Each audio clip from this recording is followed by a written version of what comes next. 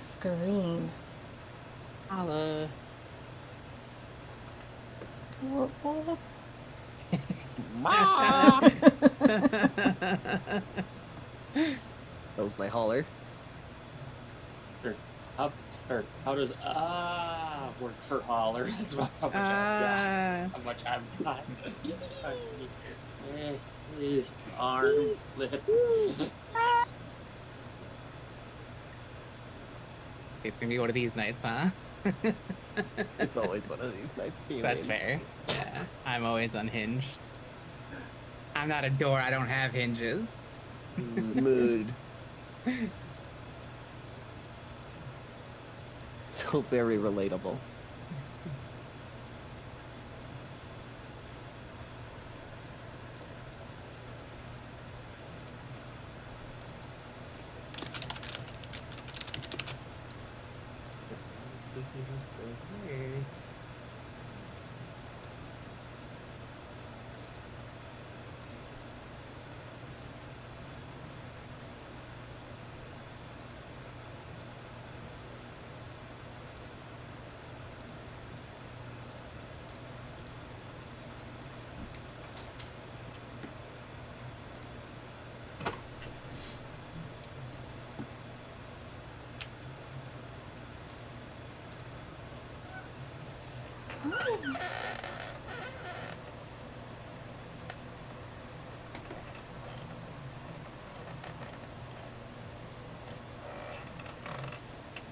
And so just to be clear about the one move to clear the chromatic desert and thing and whatnot, and basically come back in the chromatic desert. Yes. You have to sacrifice something, right? Yeah. You have to offer the lake something like core to who you are. Okay. For example, in the game Steph plays in, one of the players offered up his entire art portfolio to the lake, just to give you the kind of level. Steph, what did you offer up to the lake in Signals? Topher offered the literal only thing that they had left from their dead mom. Oh, that's right. Now I'm sad. I know what I'm gonna Cool. offer. Now I'm sad again. I've never gonna make something as sad as that. I go hard. Okay, what can I say? I just love emotion. In my Monday game that I play, and I've been bumming out everyone with my Keys of the Child, because it's all about how my mom was abandoned by her dad, and she was an alcoholic mess. Like one of my after school activities was switching out some of the vodka with water so she'd get less drunk, and everyone was like, "Jesus, Karen." Damn. That's fucking rough, buddy. Yep, it's pretty brutal, but you know. Get a Sprite. Suffer puppetry.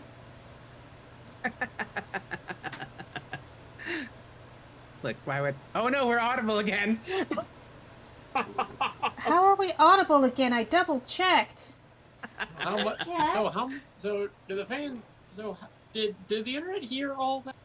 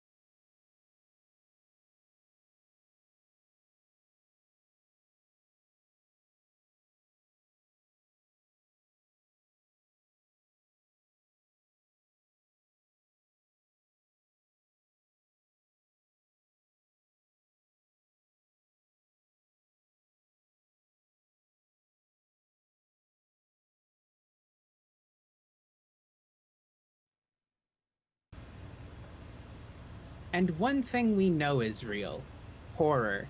It is so real, in fact, that we cannot be sure it could not exist without us.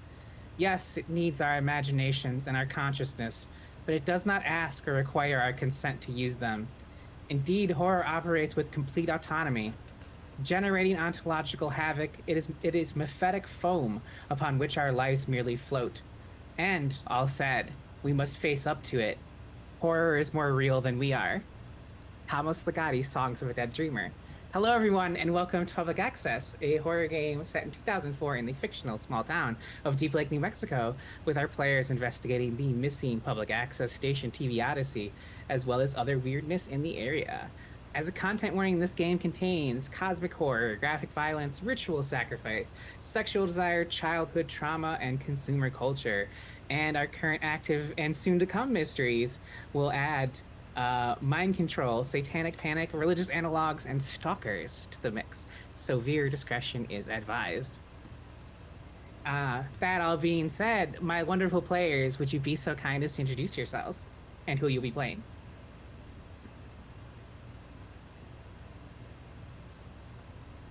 Hello, I'm Jane. I will be playing as Lottie Larkin. She, her pronouns. She is a complete disaster, and I love her. She just tries so hard at things that she should not be trying that hard on. but she won't give up. But she won't give up, and no matter how many existential crises I see all these anomalies, these reality warps give her. Hi everybody. I think I missed my turn. Yeah, I missed one or two streams and I just completely forget everything.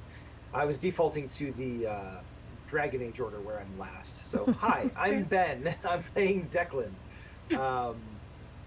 We'll just leave it at that. Hi, thank you for joining us. I'm done. Hello, my name is Rachel. I'm Stolen Fires. Welcome to my channel. Hooray! And I play cranky lawyer Isabeau Sanders. I'm Steph. I use she, her pronouns, and I'm playing, well, her name's Kato. And she has a lot going on, to say the least.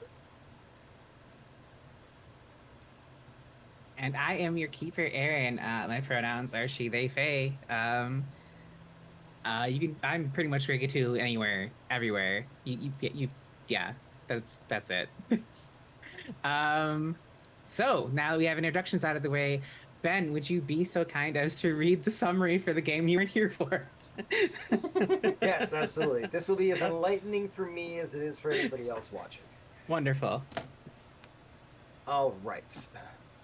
Isabeau drives through the landscape, coming across a motorhome with strange, almost cave painting style drawings covering it. She has a strange inclination to pull over and ask whoever is inside for directions. She recognizes the person immediately. It's the big man, though less big than before. He's emaciated and oddly bright. Isabeau asks for directions back to Deep Lake. Glimpsing in, she sees a whole tableau of world history, but kitschy. He hands her a purple clamshell VHS, another Odyssey tape. Isabeau politely accepts it, but is more interested in knowing how to get back to town. And she means back to town. He puts a somewhat rotting hand on her shoulder and says in the old days his name was He Who Walks, and he was known wherever he went. But where was he walking to? Isabeau gently takes her leave after he says she should focus on the people who matter to her in order to find her way back to town.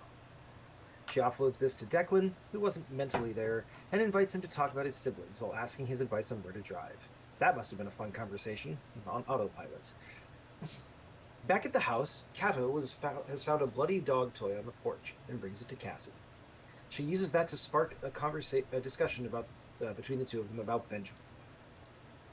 Not this Benjamin, in-game Benjamin. Kato doesn't think that Benjamin is Benjamin anymore. Cassie can believe that after her experience with Officer Barker. She wants to just leave town. Kato is open to the idea. Meanwhile, Lottie struggles to solve the mystery of the extra roommate. She knows she can contact Declan through the radio and attempts to do that through her walkie-talkies. Her voice comes through Isabeau's radio, where a talk button has suddenly manifested. Isabeau, for her part, seems relieved. Her plan with Declan seems to be working, but Lottie says she isn't sure if Isabeau is real. After some more conversation about Chuck, and the fact that he's apparently currently dating Casey, Isabeau prank calls Patience Head to test her removal from reality. After it's confirmed that no one does, in fact, remember Isabeau, she comes up with a plan to synchronize watching the purple tape at Loon Cabin. It's now up to Lottie to convince Kato to come with her to the lake. Kato agrees readily, but there's another argument over how to get there, and another complication. In Lottie and Kato's reality, the cabins are currently occupied by campers. Fortunately, there's a counselor they can both call. After some out-of-character wrangling of mysteries, it's time to resolve the Deep Lake murders. Isabeau has set up the new TV cart, because of course there is a new TV cart, and radios back to Lottie and Kato. Lottie explains to Kato what's going on as best she understands. What is the next step? Is it to take care of the lurker? Declan has begun to glitch in and out of reality, and all anyone can hear is bottom of the lake before he disappears. Lottie draws a conclusion about swimming to the bottom of the lake, and Lottie and Kato try to convince Isabeau that she should be the swimmer. To test them, Isabeau tries to claim that she's pregnant. By Chuck. As everyone processes this, there's an overwhelming feeling that Jessica is about to break free. Isabeau quickly reveals the truth. She was just testing them to make sure that sending her to the bottom of the lake wasn't a sacrifice play. Wow. Right? Thank you. Thank you. They coordinate their watching of the Odyssey tape. Cassie is unimpressed, or feels it'll go bad. Lottie has strapped herself in for a dive, and so has Isabeau. She has a rank Cabbage Patch doll and some strange rope, and will use that to bind the malicious spirit to the bottom of the lake. At the same time, both Lottie and Isabeau walk to the end of the dock and prepare to dive. Meanwhile, Kato leaves the cabin in search of Emily. It's easy to follow the sound of campfire songs, and Kato wanders up a little shyly. She makes it clear she has no interest in Emily and finds her creepy. Kato's here on behalf of Jessica to apologize for a long-ago theft of a Cabbage Patch doll. As Lottie dives, the water seems to become more staticky, and she even splits into RGB colors when she reaches the bottom. Isabeau must deal with the strange tone on her way down, and her lungs burn as she reaches for Lottie's hand. No, not Lottie's hand. Someone else's. Maybe a mannequin? Let's hope it's a mannequin. You know what? Let's say it's a mannequin. On the surface, things get awkward, and Kato gets an apology. Kato apologizes in turn, but it doesn't turn out the way anyone wants, and Emily leaves before Kato can see her cry. Something happens. A tape ends. A tape watched at Loon Lake. A sacrifice is required. Thank you so much for reading that, Ben. And Rachel, thank you always for your wonderful notes. So, speaking of Declan, we're going to rewind a little bit to right before the dive happens. Declan, as was mentioned, you were kind of glitching in and out of reality during your absence. So we're going to continue that thread. And for the audience, there is something from Apocalypse World that is not really appeared in Brindlewood or Carve for Brindlewood games, but I've brought it back a couple times now. They're called love letters. When a player needs to miss or when you need a time jump, you just write this lovely little letter that usually includes a custom move so that they can feel they participated. And since the Deep Lake Lurker was deeply tied to Declan's character, I felt it prudent to still give him a good character arc moment. So, Declan, I'm going to read the move in a second here, but first I'm going to narrate how you get to this moment. You step outside as everyone preps to do the ritual to bind the awful part of Jessica Stowski to the bottom of the lake and free her from this thing and free everyone from its tyranny, basically. You get this sensation. Are you familiar with swim ear? When you get water deep in your ear? So you get the most intense sensation of swim ear you've ever had in your life. You're not in the lake yet, though. And then your vision kind of goes to like the FLIR camera style, where it's all thermal, and you can see all of the souls bound to this lake. The 6 missing kids, technically, including your brother. And you see Jessica Stowski and then Heather tying her to whatever the awful thing is at the bottom of the lake. Now, I'll read the move aloud for you. This is the choice Declan gets to make. If you dive into the deep lake to rescue those souls still trapped, you can either choose to free everyone or only save your brother, Jordan. So let's start there. Which would Declan like of those choices?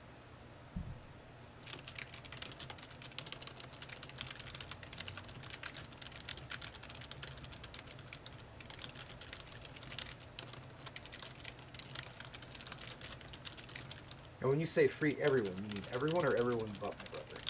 Everyone, so everyone's souls will no longer be tethered to this lake. They'll still be dead. The second option is a chance to save your brother. You'd be rewriting history, essentially.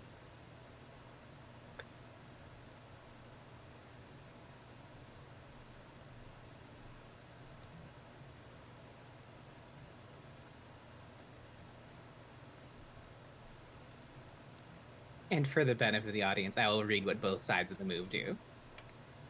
So if Declan only chooses to save Jordan, he will roll with either sensitivity or vitality.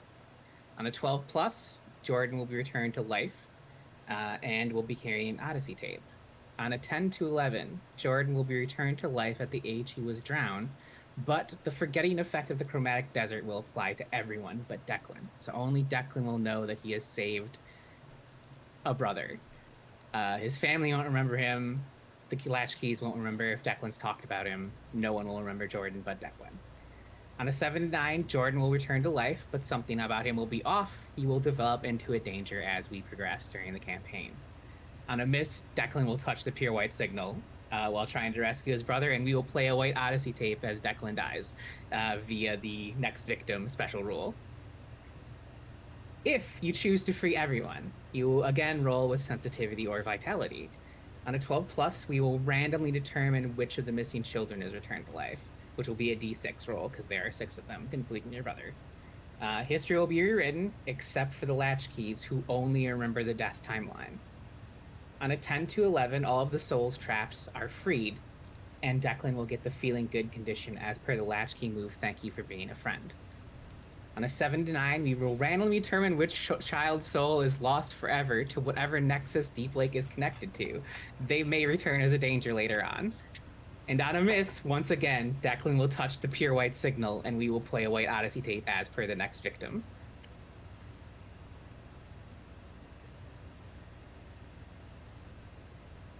I will say, I did not include this when I proposed this. I did, for the record, I'm not surprising Ben with this. I showed him the move earlier today. Safety first, everyone. So I will add now, since it was Ben's birthday last week, happy belated birthday, Ben. Thank you. You will have birthday advantage this week since we did not play last time. Also, the Deep Lake Lurker mystery key is not turned, and this will be the last moment to turn it. So it behooves you to just turn it no matter what you roll. What is the Deep Lake Lurker mystery? It is the key of the shutter. Each latchkey narrates a flashback to something fun that happened one summer at Pine Rock Ridge. Why does the memory now make you flinch? So after this move is concluded, we fast forward back to where we are. The key will no longer be accessible because the mystery will be resolved. Okay. So you will have advantage on this roll if you want to use it now. You don't have to use it now. I'm just saying you have the opportunity to use it now. And you will almost certainly be turning the key because why wouldn't you use a key that's going to go away? Okay. If that affects your decision making. I am going to...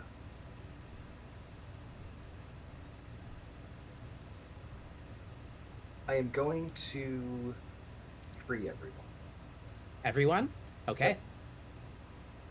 Will you be rolling with sensitivity or vitality? Sensitivity. Okay.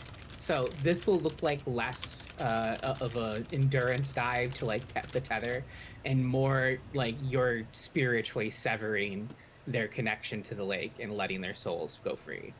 I will let you describe what it looks like when you do it, but let's get the roll first to see where we start. Aw, big damn hero Declan. Is this a day move, night move? It is the night move. Night move, okay.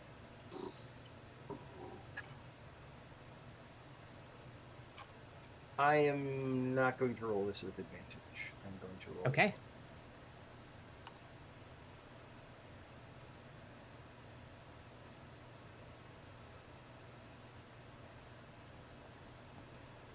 All right. So And if I turn that key, it bumps it up to a 10 to 11. 10 to 11. Yes. Okay. Yeah. We're You're gonna do doing that. so? Okay. All right. So everyone keep in mind we'll be doing key narrations. But first, Declan, tell me what it looks like. Make sure you also take the feeling good condition. That You real quick, basically so- resolve that condition to get advantage on a roll. So you have 2 advantages you can use tonight. Well, technically feeling good just stays with you till you use it. So you have a floating advantage and your birthday advantage tonight still. Yeah. You clear feel good whenever you want, and then you get Yeah. advantage. Correct. All right. So yes, tell me what it looks like as Declan frees these 6 souls trapped to the lake.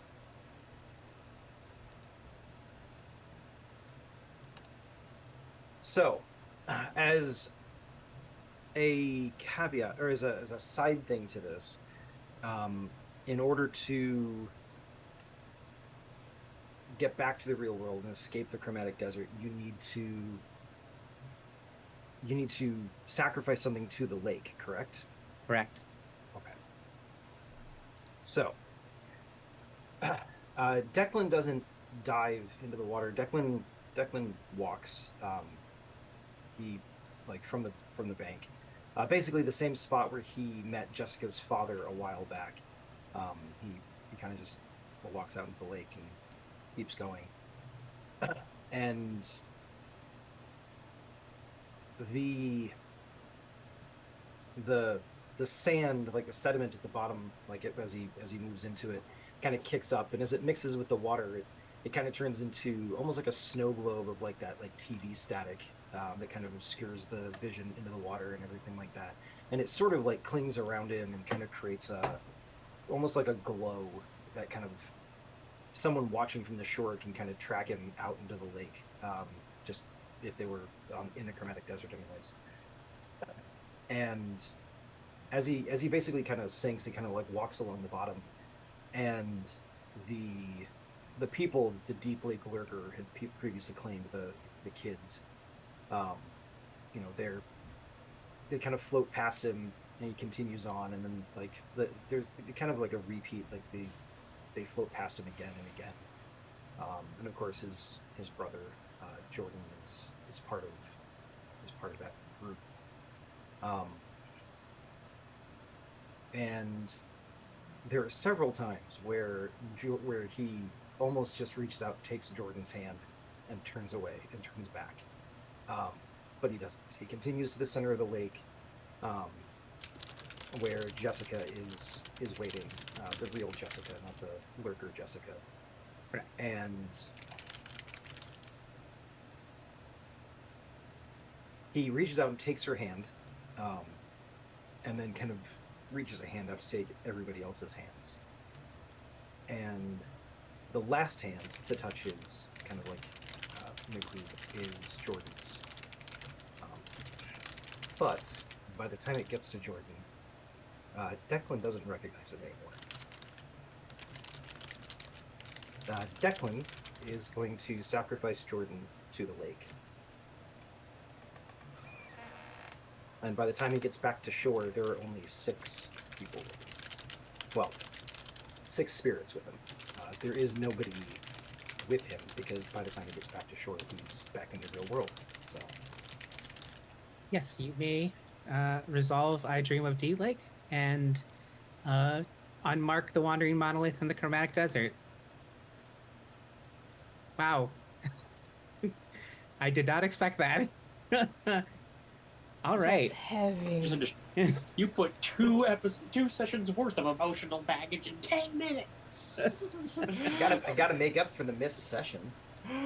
So is Declan coming back from the chromatic desert? Sounds like it. Oh, So we are going to we're not going to fast forward. We're actually going to cut right to where we left off last session, which was the resolution of the Deep Lake Lurker. So you all are on the shore after finishing your parts. Isabeau and Lottie are drenched. Not that Kato and Lottie or Declan can see Isabeau. But you do all see Declan walk out of the water.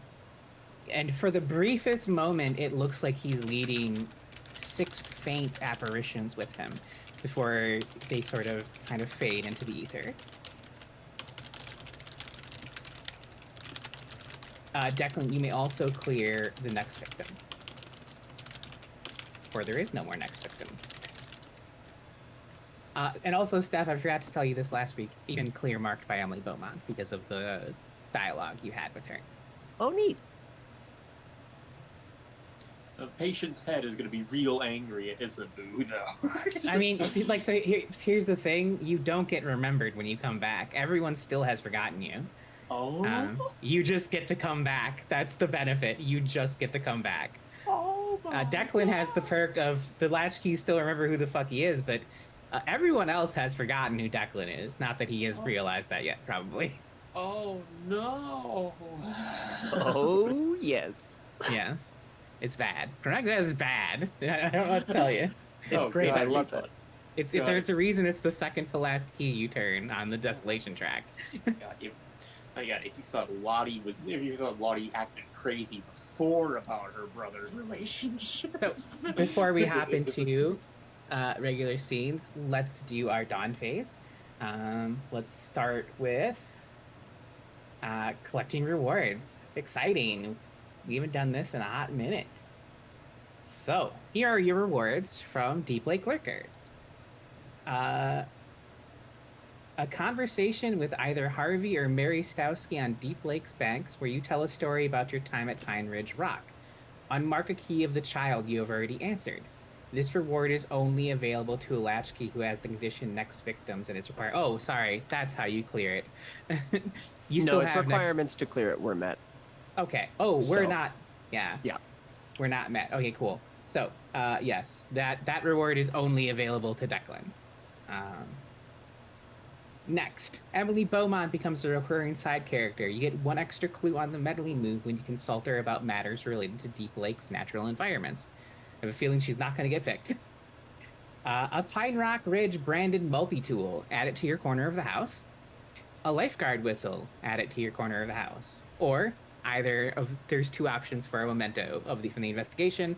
Ask another latchkey what it is, and then add it to your corner of the house. I think we will start with Declan, since he just went through traumatic stuff for this mystery. I'm gonna go with the first one.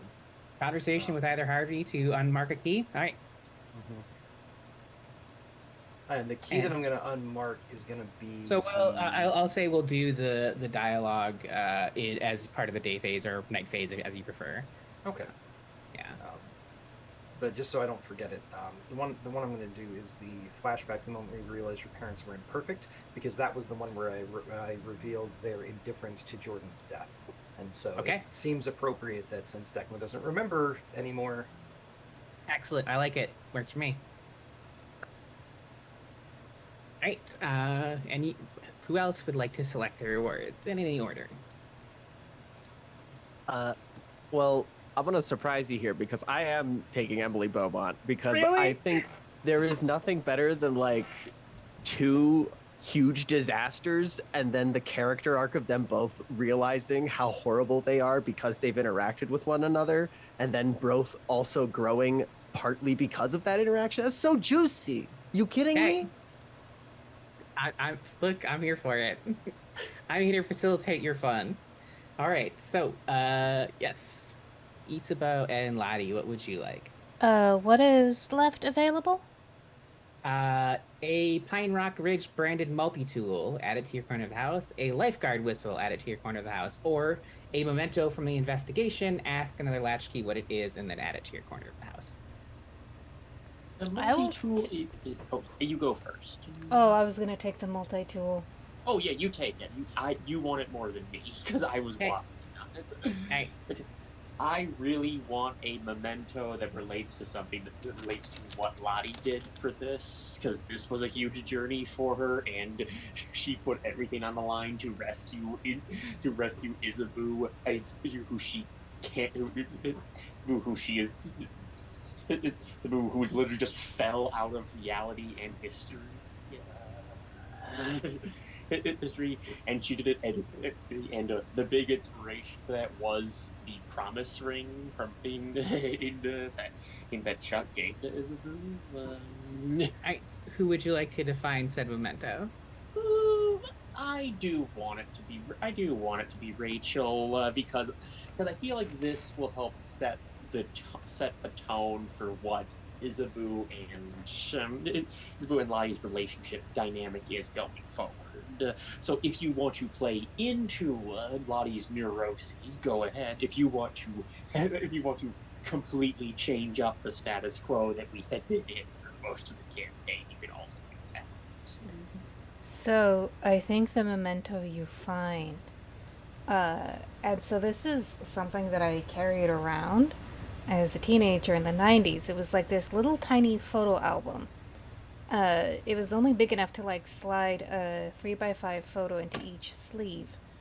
And so I think you find a water and sun damaged photo album with very ambiguous pictures. So there's a picture of like you and your brother at a party, and then there's like another girl there who's got the same hair color as Isabeau, but you can't tell if it's her.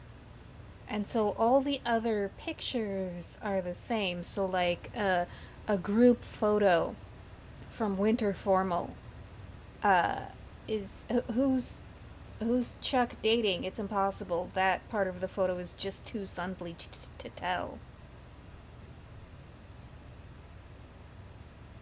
All right, I love it. Or Okay. like faded movie tickets. Wait, who did he take? He took someone. Why are there two? Beautiful. I was just totally expecting Isabu to pop back in reality. Everyone suddenly remembers her, and then Chuck and Casey wake up in bed going, That would be delightful, but that is unfortunately not how it works. That's probably better for them and honestly most people. All right, so Well, let's probably do the audience as well. let us do our dawn questions. So let's start from the left as per usual. Kato, you did resolve a mystery. Did you receive a signal from the other side? I truly don't remember. I don't think so. Okay. Did you cut loose for once? Aye, Captain. I fucking chugged that goddamn coffee.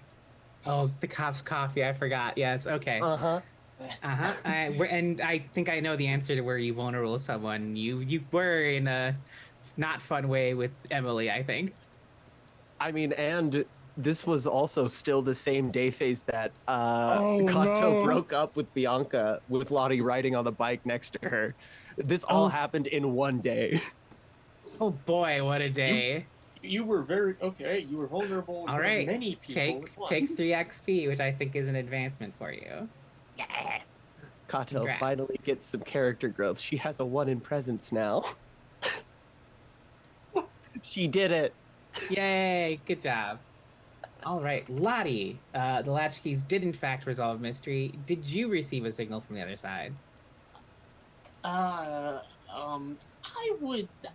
think so. With all the things, so it certainly came up with it. It probably would have come up with the Odyssey tape, but most certainly it was with all the back and forth with the chromatic desert. Okay. That does feel like a signal. Share a good memory from childhood. I turned the key. Turned the key of just being just one reason why she cares so deeply about Chuck's happiness because she's reciprocating how much he cared about her back in her growing up. Go out of way to reconnect with Deep Lake. I literally jumped in the deep. Yeah. I literally jumped in the Deep Lake. Yeah, I'm saying a very literal answer to that question. Yeah, go ahead and mark 4 XP, Yeah, I'm taking which I think is an advance for you as well. Yeah, and I'm taking that. Isabeau, latchkeys did resolve mystery. Did you receive a signal from the other side? Not that I can remember, no. I don't remember either. It's been 2 weeks. Yeah. Did you cut loose for once? No, I don't think so. I would argue that diving to the bottom of the lake to tether a weird monster is cutting loose. I'll take it. Okay. Did you share a good memory from your childhood? I did. When I was driving with Declan, I shared the memory of, like, oh yeah, we went camping on the mesa and it was really nice and peaceful. All right. Go ahead and mark 3 XP, which I think is an advance for you as well. Indeed. Go me. And last but not least, Declan. You did resolve mystery. You weren't here to receive a signal from the other side, so that's a no. Did you cut loose for once? Literally just cut my dead brother loose. So Correct. yes. Correct. Oh, burn. Were you vulnerable with someone? Yes, in the same conversation with Isabeau regarding the Bob Ross desert painting. Indeed, indeed. All right, so mark 3 XP. All right, you may go ahead and change your dawn questions or leave them the same. That is up to you. So we do have some key. I am owed a key prompt from everyone, because the key of the shutter was turned. So each latchkey narrates a flashback to something fun that happened one summer at Pine Rock Ridge. Why does the memory now make you flinch? Could you repeat that question, please? Sure. Each latchkey narrates a flashback to something fun that happened one summer at Pine Rock Ridge. Okay. Why does the memory now make you flinch? Can I go first? Please. So, when Declan was a teenager, probably 13, 14, so fairly new to being a teenager, he and his younger siblings, his whole family really went to the lake. But of course, he was responsible for keeping an eye on the kids. Normally, that would be the kind of thing that would drive me crazy. But he distinctly remembers being in the boat by himself, and his 3 younger siblings all basically decided to gang up on him and like basically pitch the boat over and pull him into the water. And it was surprisingly one of those moments that he actually looks back fondly on his younger siblings, because normally they were kind of annoying and everything like that, but this was just four kids having fun in the lake. It's a very poignant memory of like familial camaraderie, I guess, that he looks back on pretty fondly. And the memory now makes me flinch, not in character, but out of character, because that is a rewriting of the memory when he got pulled down by the lurker and Jordan sacrificed himself to save Declan. So it makes me flinch more so than Declan. Fair enough. So, I think that there was a zip line there.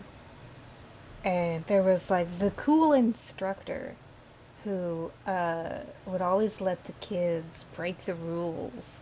Or like, hey kids, try this, it's really cool. And in retrospect, like at the time, Isabel thought it was totally normal, and this was like the cool instructor, the one that like would actually let you have fun. In retrospect, he was plastered. Every time.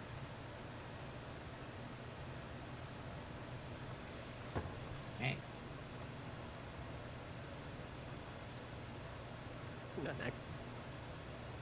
Kato, Cassie, and Bianca are sitting throwing rocks at the lake. Kato's rock skips a few times before it sinks, only for it to reemerge and skip back to her.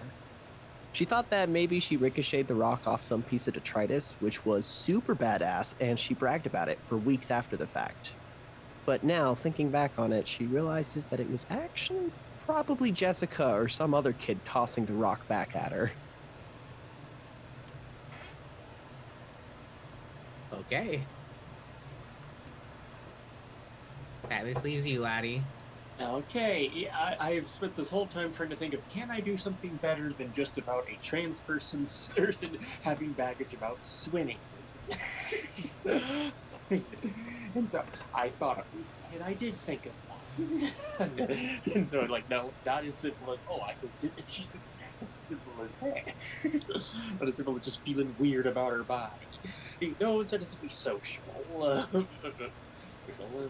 well, there, oh, well, Lottie, Lottie up being rope.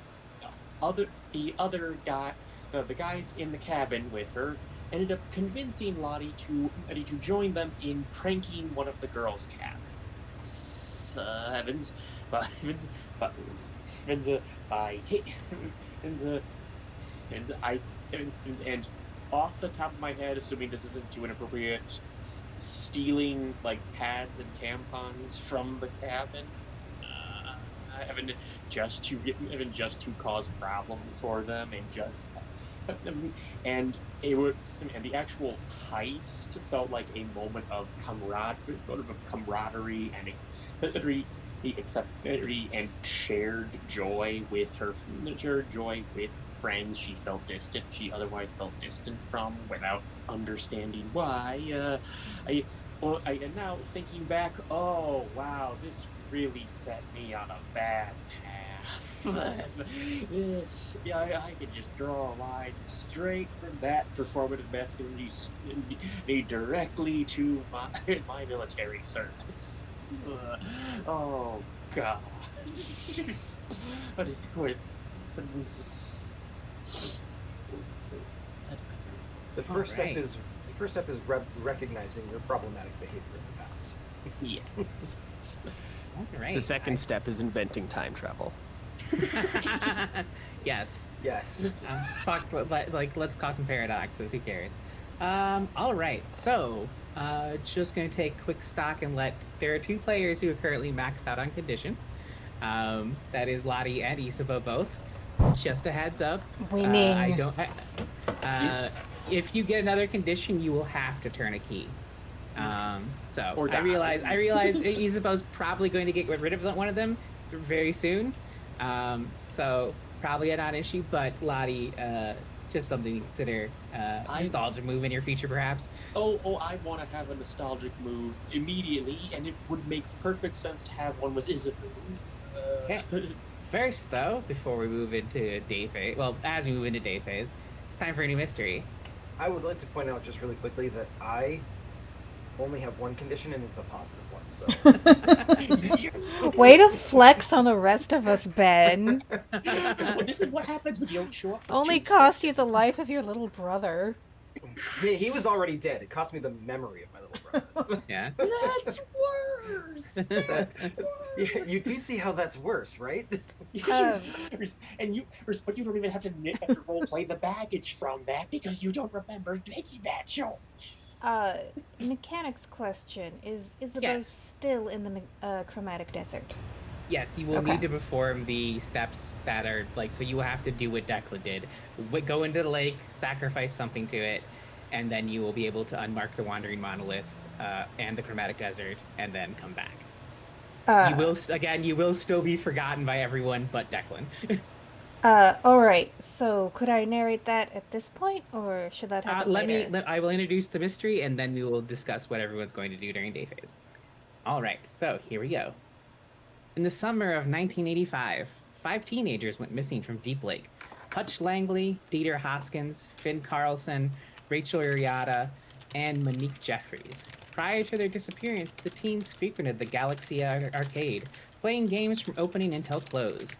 One day they stopped, and when school started back up, they were noticeably somber, even morose, all possessing a newfound obsession with death. The last picture taken of them before they vanished was featured in the school's yearbook.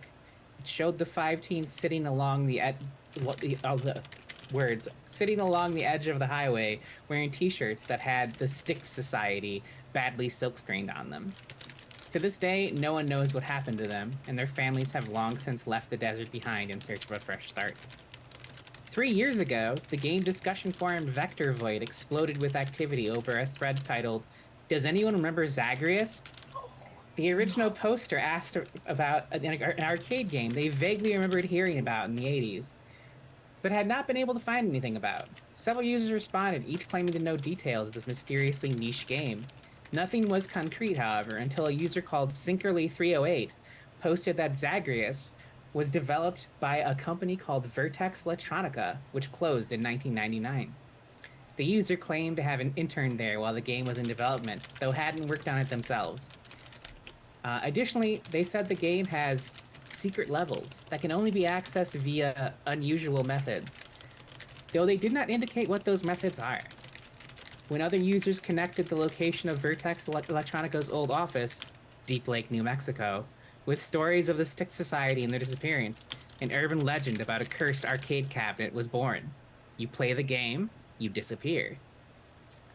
Lottie, you're still active on the Vector Void forum. Lately, a user named Adafoy85 has posted cryptic and hostile responses on any threads discussing Zagreus. What harrowing message have you received from Adafoy85 suggesting they aren't just some troll and may actually be a threat to your safety? Oh. Oh,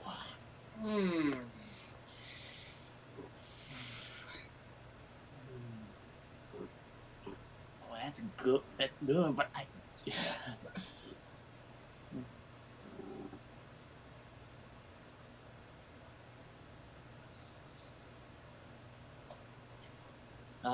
And, that's really good, but I need a hook, just like just other people can throw out just words, phrases for me. Yeah, please. If anyone has a suggestion, go for it. Yeah, because that's really good. Because I got too many ideas. I got to narrow it down. Welcome, Betty. Okay. But creepy things it's gonna hear online, and I am both excited and terrified because this is the most creepy pasta out of all the stories in the book, from all the mysteries. So you just want a word, right? Sure. Grease. Oh, thanks, buddy. Thank you for the malevolence. The male violence. Grease. Okay. I feel like you picked that for a reason, but I cannot fathom what. Because I like the word. Because it kind of also makes it perfect. Just because it's so Drea's got a suggestion in chat that's real good. Just because you look different from your old photos now doesn't mean I can't find you. Oh, that's so good, Drea. That's horrible, but it's also good.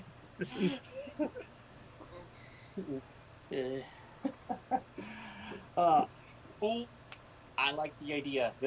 Tying it in with Steph's suggestion, a photo. He actually sends her a photo. The user sends a photo. Of Lottie when she was a kid in a Halloween costume from Greece. Can I make a suggestion? Yes. Go for it. Can it be, maybe it starts with that and it progresses to a picture of Lottie, but done in the graphic style of Zagreus? Oh, that's real good. Oh yeah. So it starts with that picture, and then it's like you get more pictures that just progress to a picture of like Lottie now, like today Lottie, in the style of Zagreus. In the pixels. It's like, oh. Okay. Now I do kind of want to wonder what character did Lottie dress as? What character from Greece did Lottie dress as when she was a kid? You know, Mr. Grease from Greece. Mr. Grease, Jesus Christ. I mean, I think she would have tried to. I think she would have seriously considered John Travolta's character.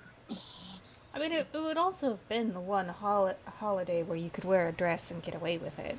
I know, yeah. True. I bet she would have specifically dressed as the female lead from the ending scene of the movie when she's in the greaser. Thanks. All right. So that is what you've been sent from Attaboy85. It's like, oh shit, oh shit, oh shit, oh shit. Continuing, a Zagreus cabinet was found 1 week ago. Ephraim Goldman, the owner of Galaxia Arcade, discovered it in an auction at Me and My self-storage facility on the outskirts of town. Immediately recognizing the popularity of its surrounding legend, he had it installed at the shop and advertised its existence on Vector Void. Enthusiasts have started traveling from all over the country to play it. What the hell? Maybe you can see if it's worth the hype. All right, so, my lovely players, what would you like to do during your day phase today? Your currently Nostalgic active move. mysteries, for a Nostalgic reminder, are Dog Told Me To. You have answered the question for Dog Told Me To, so you may resolve Dog Told Me To today if you'd so desire. Greetings, Traveler has been mostly ignored. I'll just put that delicate warning there. And Zagreus has now joined the mix. So, what would everyone like to do today? Get out of the This- chromatic desert. Okay. I would like to nostalgic move. I'll do it with anybody, but Isabu is preferred. You will have to. That will have to wait until Isabel returns from the Chromatic Desert. Then. Oh, come I mean, Declan is happy too, because I'm sure Lottie has questions about this mysterious Isabeau that Declan was spending time with. That's true. I could see a Declan Lottie nostalgia move. But he doesn't have any conditions to clear, so. But you do. So, Okay. you clear the condition, but I get to find a clue if I don't clear a condition. I think. Is the way Oh, it works. okay then. That works. Yeah. Sounds good. Kato. Well, I think probably resolving Dog Told Me To is pretty up on there for her, due to how connected she is with it, and also probably talking with Cassie about things. Okay. Sounds good. I think we can probably bring everyone together to the resolution. Unless you want to go solo to resolve Dog Told Me To. I'm intrigued how that would look, but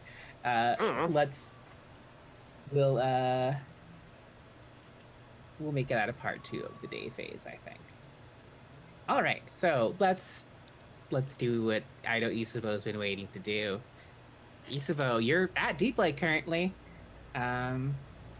So, What would you like to offer the lake? so is this something that Isabeau would be aware of offering, or something that would just sort of happen? You have to be aware of what you're offering. So it's the actual text is you have a dream about Deep Lake, about the lake, and you're supposed to narrate that dream, and then you can go and sacrifice it at the lake itself. Yes. All right, so the idea that I had is that Isabeau would sacrifice her career because she would come home to essentially a letter from her former place of employment saying that her employment has been terminated because she clearly falsified her college transcripts. Because everybody has forgotten her.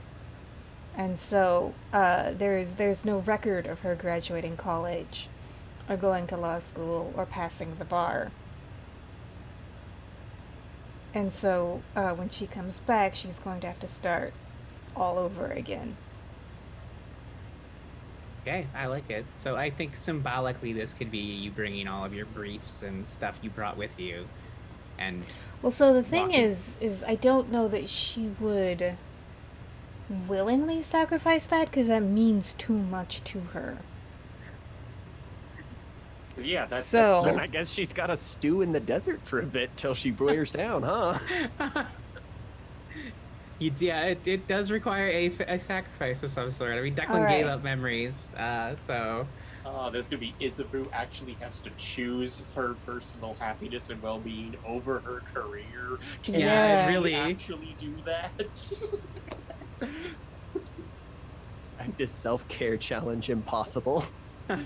Yeah, no, yeah, so I'm trying to think of something that would be meaningful enough to her that she would be willing to sacrifice, but that would, be big enough. Don't Um, sacrifice Chomp. Don't. I mean, he's next up on the chopping block, really. But if you sacrifice your career, then there's nothing keeping you from being with Chuck. I would say if you Yeah, we're not in that Hallmark movie. yeah, I would say if you wanted to choose Chuck as your sacrifice, I would say the thing you have to do is to mark the the promise ring from your corner of the house as if you had used it. Okay. Um, And you will have to physically toss the ring to the lake. yeah, so she wouldn't be wearing it, but she'd be carrying it uh in her wallet or in her purse, just as like a memento. And so she would fish it out and just hold it in her hand for a while. Just be like, you know what? This is the best thing for both of us. Because you deserve happiness, and it shouldn't be with me. Well, it can't be with me. And then just ting, splash. You see a watery shape hand catch it and pull it down into the depths. You may clear I Dream of Deep Lake, and you may unmark the Chromatic Desert and the Wandering Monolith.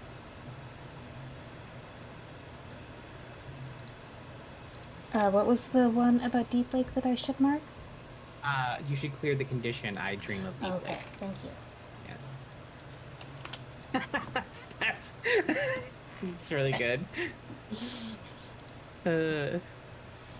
Oh. I mean, I've resolved that condition. She doesn't remember me.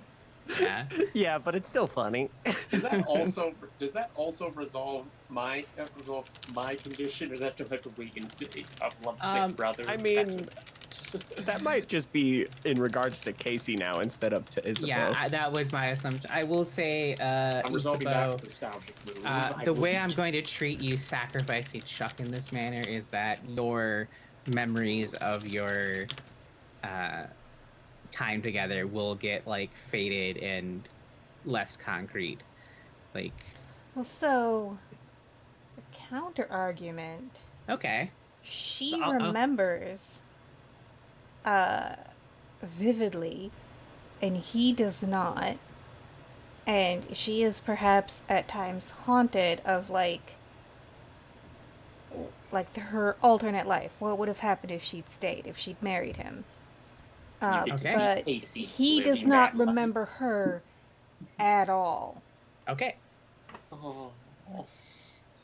That You have sounds no- good. I will have you keep the what the Chuck condition then, because that sounds like that's going to be impactful still. Sounds good. Great. You have no idea how deeply that connects with me, because that is the because that is the same plot point I've seen in the freaking Middleman, and how much Middleman, the season finale, and how much that. I was like, oh, So- that hurts so much. So Chuck and Casey are very happily married. Chuck is an incredibly supportive partner for Casey's career, helps him like accomplish and like motivates and inspires him to go on to these great heights. And Casey is just wildly successful and fulfilled professionally. Yeah, just it's such a great partnership. Suffer is a boo. Yeah, they're perfect for each other. I wasn't gonna dig the knife in that hard, but I love that. Let's go. Sorry. You are the best at being the worst, man. I'll take it. All right, so Isabeau, Andrea. you Did you say the questions and opportunities for Zagreus? I did not. I am so sorry.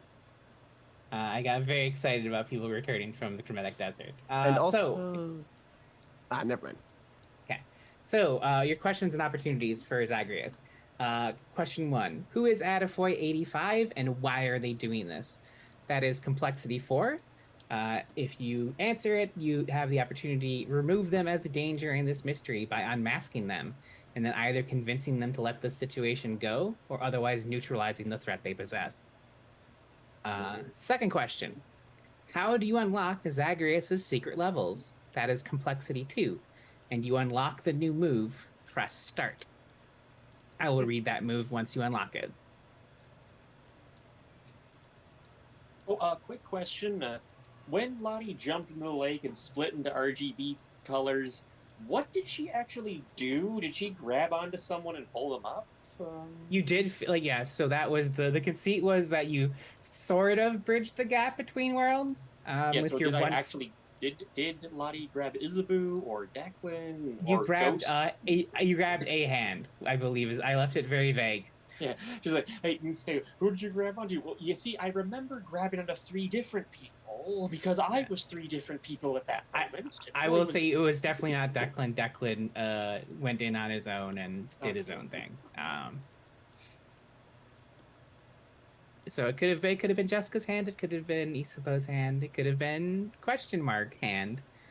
We will leave it vague. All right. So Isabeau, you come back into reality. I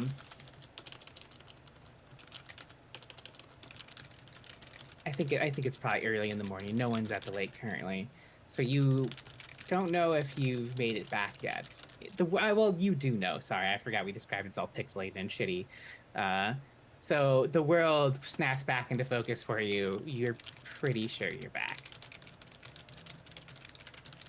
What would you like to do? First, she would like to see if her car is anywhere nearby in this reality. It is where you parked it in this reality. All right. She will just drive back to the house. Okay. While you're on the way, then I'm going to cut over to let's do Kato. Kato. So you're planning to chat with Cassie.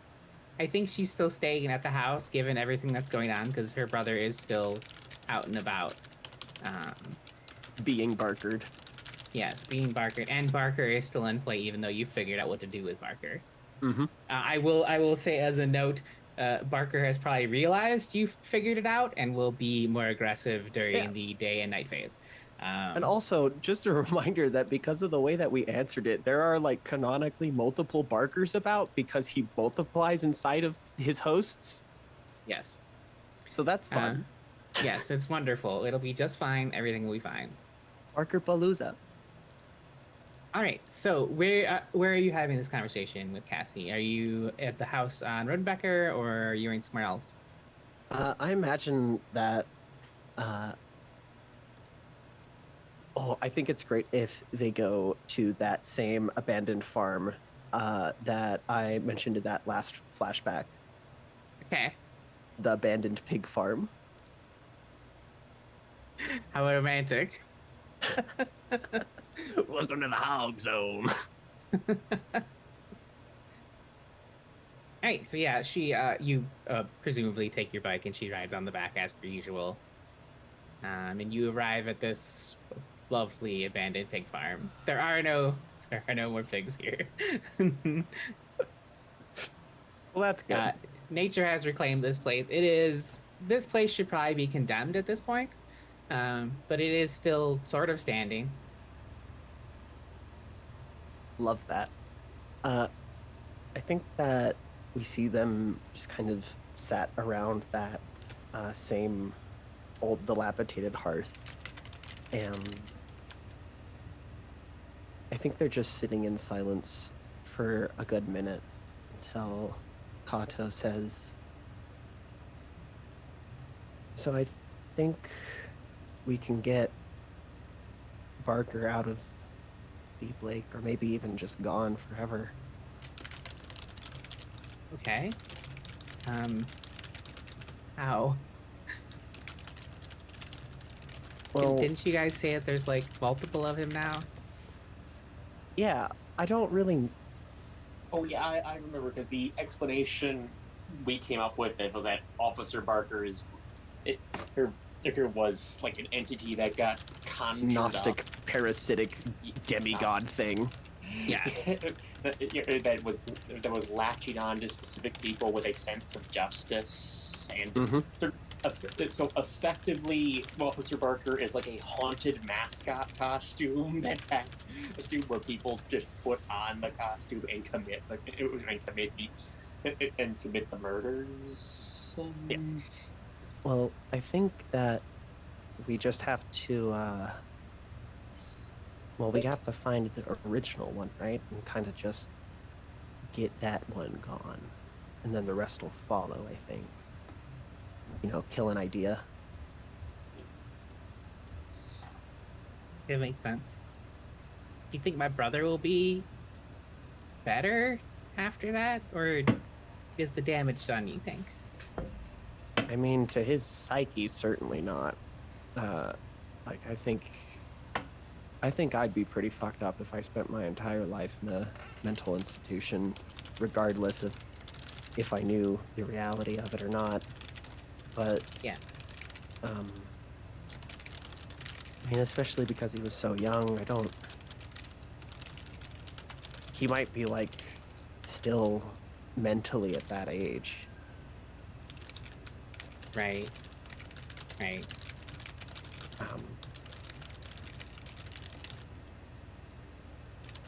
I don't really know how to transition this to what I actually wanted to talk about coming here.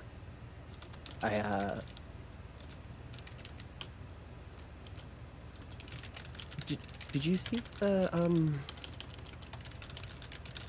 someone left that cassette, that mixtape at the door the other day? And I looked at it and the tape was shattered. Was that something that happened, like, did you break it? Give me the David with presents, I think, Kato. Yeah.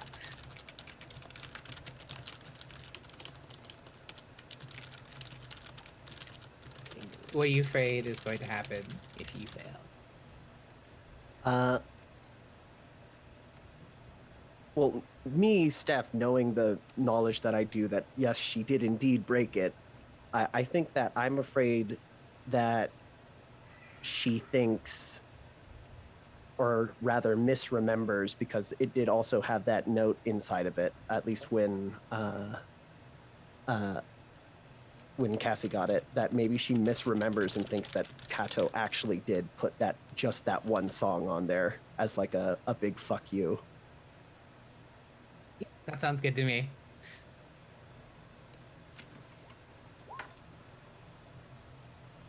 Hail them. Hey, mixed success.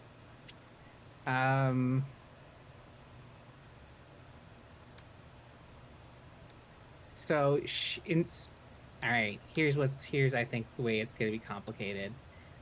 She's not going to tell you that that's how she remembers it, but it is how she remembers it. So it'll proceed as if she'll just say, "Yeah, I broke it," for innocuous reasons, not for "I thought you were fucking with me" reasons. Intriguing. Yeah,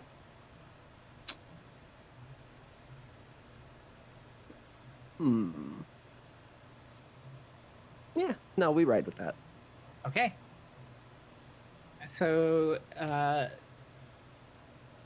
she kind of looks away in the typical "I'm about to tell a lie" fashion. Not that Kato clocks it.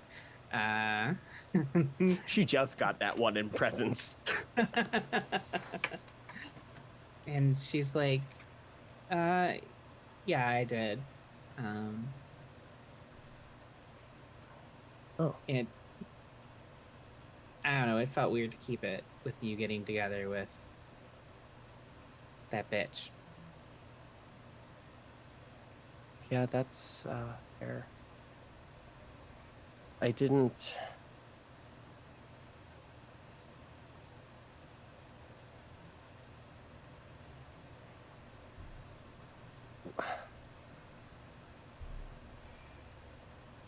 I think that I was in love with you. and I guess I don't know if was is the correct tense either. Oh.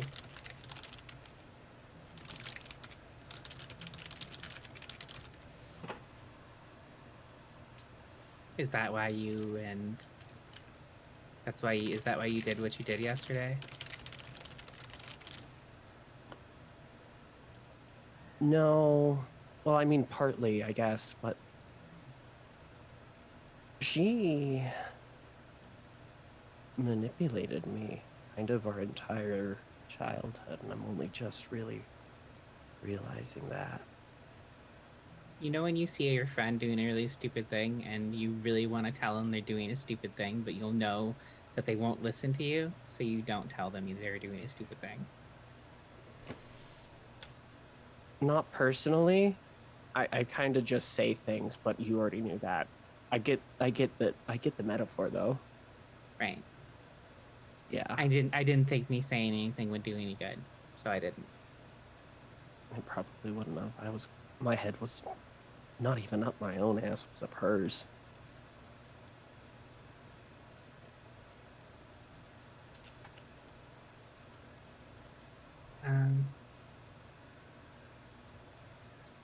So what now?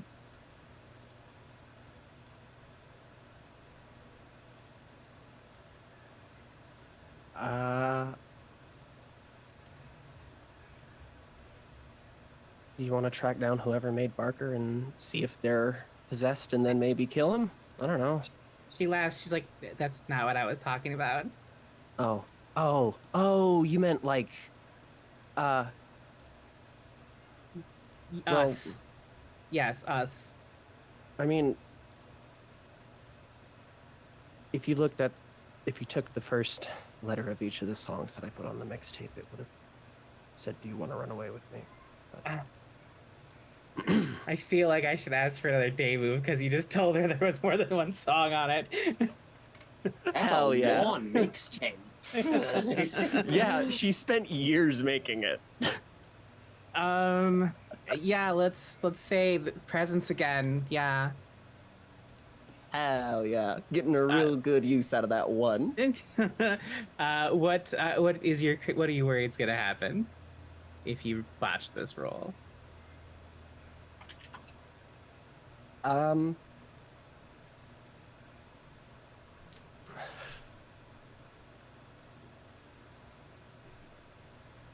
mean, my go-to move is Am that I she's. worried? I was gonna say, my go-to move is that she's going to snap at you, like assuming you're fucking with her again now. Yeah, that's good. That's good. Cool. Hey, go Well, ahead I and mean, roll that. good.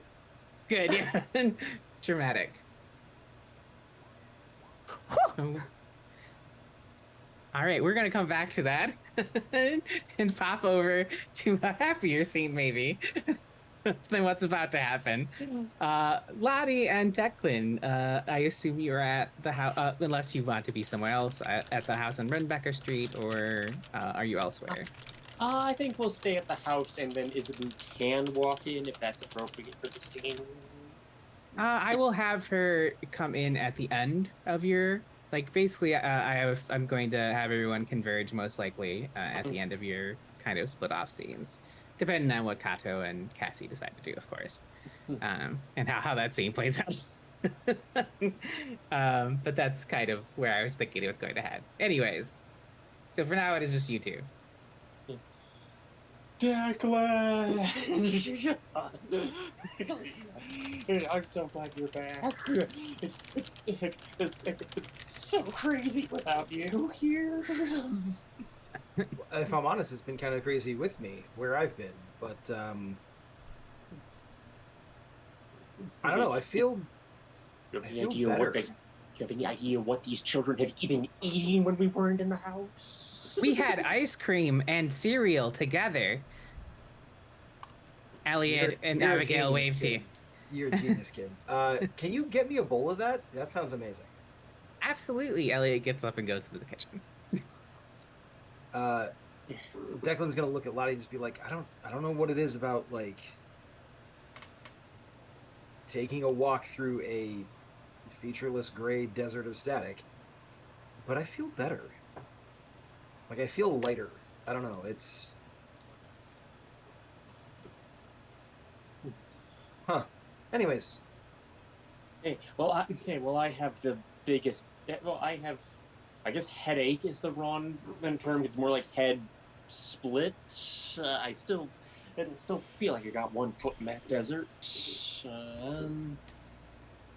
There to. oh, did you see it? I saw it. I didn't go there. Yeah, I saw it. I dived down into the lake. I saw that. I think I reached out to it to try to pull people back. Oh. It. Oh, shit, Isabeau. Yeah, Isabeau. We really need to be better about remembering her. Like, she was over there with me. I can't believe well, fuck. Okay, now we need to figure out how to get her back.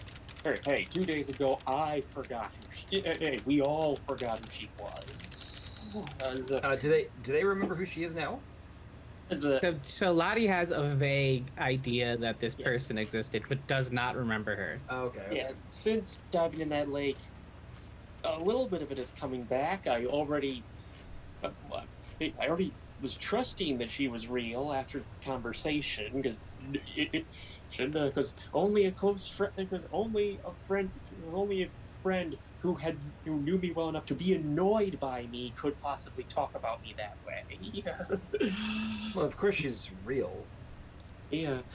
So I'm remembering some stuff, some stuff that I wasn't before. Lottie, I'm sorry. I'm not trying to be. What the fuck are you talking about? Like, Lottie's been living in the same house with us for the last, like, week and a half. We've been talking with Lottie online, arranging this trip for everybody to meet up back here to watch the tapes. What do you mean you barely remember her? When Isabeau told me, when she stepped in the desert, she just winked out of existence, as if she had never existed. So we all forgot who she was. The only evidence she had ever existed and she had been here was that her room in this house still had her stuff in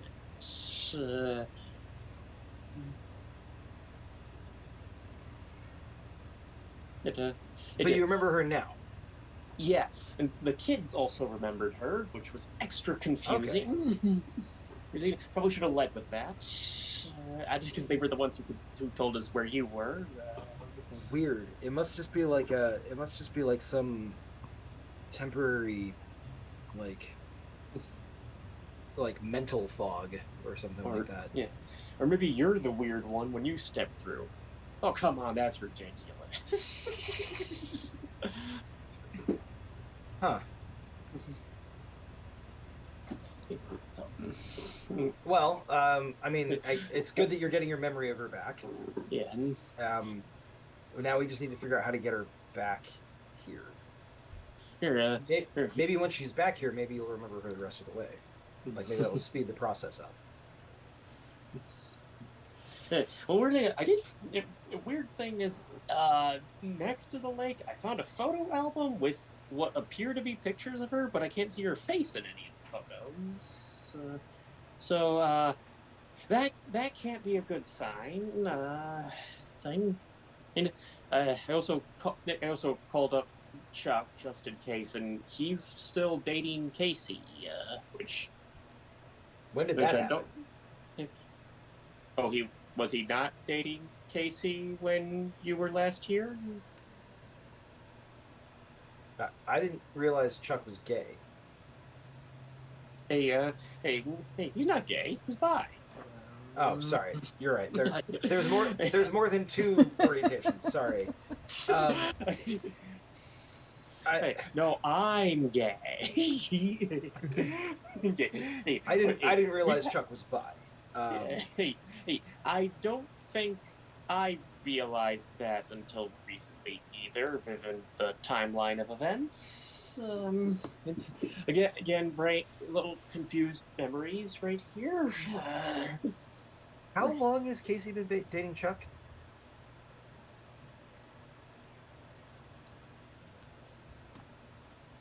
Looking through the photo album.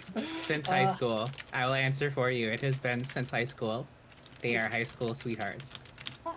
Oh, that also implies that they're in a polyamorous relationship because Casey was the hottest piece of tail in Deep Lake. So, Why not? Representation matters, married, y'all. right? Fuck yeah.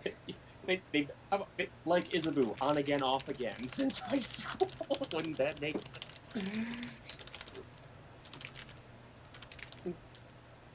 Weird. I don't get relationships. It's all a waste of fucking time. And All right. then, Hey, and kid, I get them. I'm just kid, sucked where's at that it. ice cream? The second it turns into relationship talk, Declan is like, bail out from this conversation. No, I need gossip friends. That's not to say you can't follow him, but like the relationship conversation very is clearly like something that makes Declan uncomfortable. Feel free to push it, but Yeah. push his comfort level. That's fine. This is his reaction to it. Yeah, odd thing is that we brought up. Apparently, I'm freaking obsessed with shipping her with my brother. Declan is again going to give you a weird look, like you've grown two heads. Do you remember when we were in the? You know when we were in the station Yeah. and I chewed the two of you out because you were both like super obsessed with Chuck and whether or not he and Isabeau were stooping, and it was a whole fucking thing. Like it was literally right before. Okay, it's crazy. I actually remember that in perfect detail, but I didn't realize it contradicted any other memories. Okay. Just up until now, when you pointed that out, I didn't realize that was actually contradict. I'm gonna say that your obsession like surpassed shipping them together to the point of actively meddling in their dynamic in order to try to get them together. It was just an want my brother to it be was happy.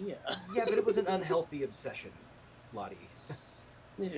You can't make somebody happy by forcing them into a relationship. You have to let those things just happen. Maybe you should tell that to Kato too. I am not touching Kato's love life with a 30-foot pole and like a full PPE suit. It's just absolutely not going to happen. Oh, well, thanks for your vote of confidence in me getting me initiating a relationship. Wait, what?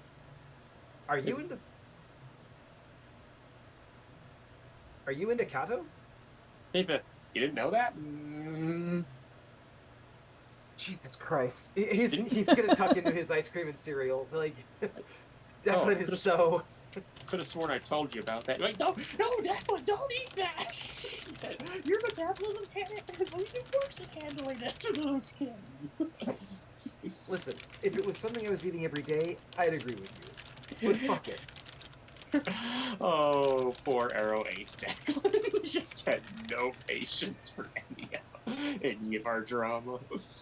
All right, I'm gonna say that counts nostalgic move. So Lottie, feel free to. I feel like the lovesick brother condition feels appropriate, given some of the content, but I would say also kind of coming to terms with Brain. 1 foot in the desert's also an option, but whichever the two of you'd prefer. I'll get rid of Lovesick Brother. I feel like Chuck has less baggage now, and certainly less baggage that's directly impacting me. Now, Isabu, on the other hand. So Declan, you may go ahead and define a clue. I will cut away while you consider that. Kato, let's have that miss, shall we? Are we not cutting back to Isabeau? Oh, I was gonna have Isabeau join the scene. That's right. I We're mean, about to go and break that.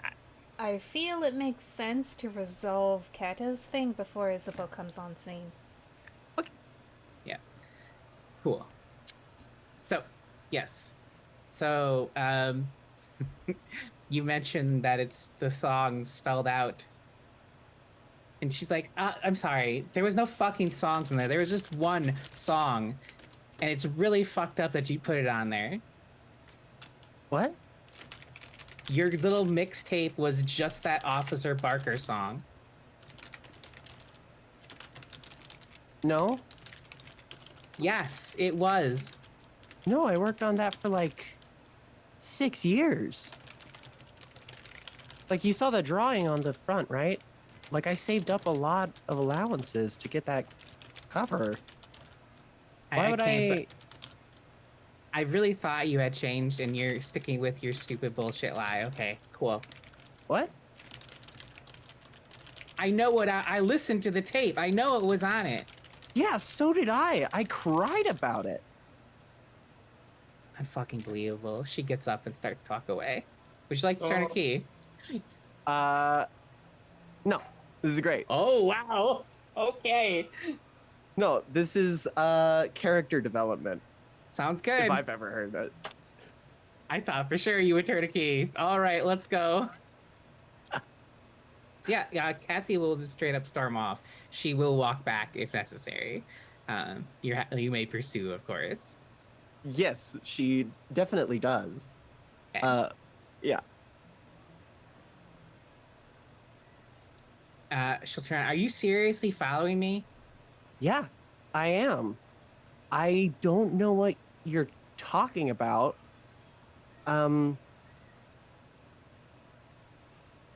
Yeah, no, I spent a fucking shit ton of time and my own money to get that made, and it was like a really big, important thing. I poured my soul into that fucking tape. It took me so long to find all those songs and to fucking spell out each of those the fucking letters. It took forever. You're telling me there was one song on there? Yeah, a fucked up one. What song? Your lovely keeper forgets the name of the song. She Ain't Your Girlfriend. It's Bianca's song, her band's. Yes, there we go. Yeah, there we go. That's right. Okay. It's like it was your girlfriend's fucking song. That's it. What? It was just the one from your girlfriend's, well, I guess ex-girlfriend now. It was what? It was just, listen to me very carefully, and then I'm going to leave.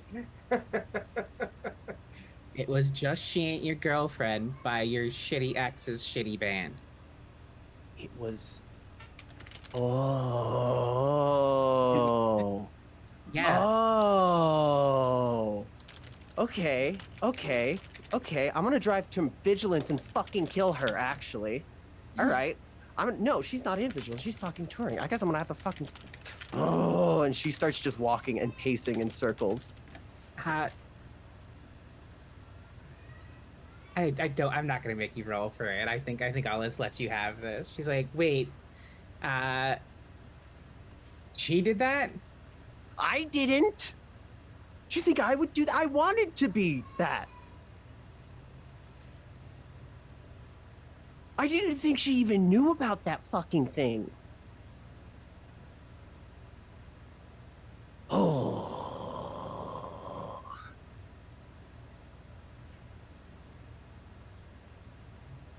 I should not push my luck. I got away with it once, maybe, I guess. You know, the whole bringing someone over thing. I feel like I feel like twice would be pushing it, right? But I really, really want to. She's allergic to bees. Maybe I could get a beekeeper. Like, no. I don't know any beekeepers. I'm so sorry. It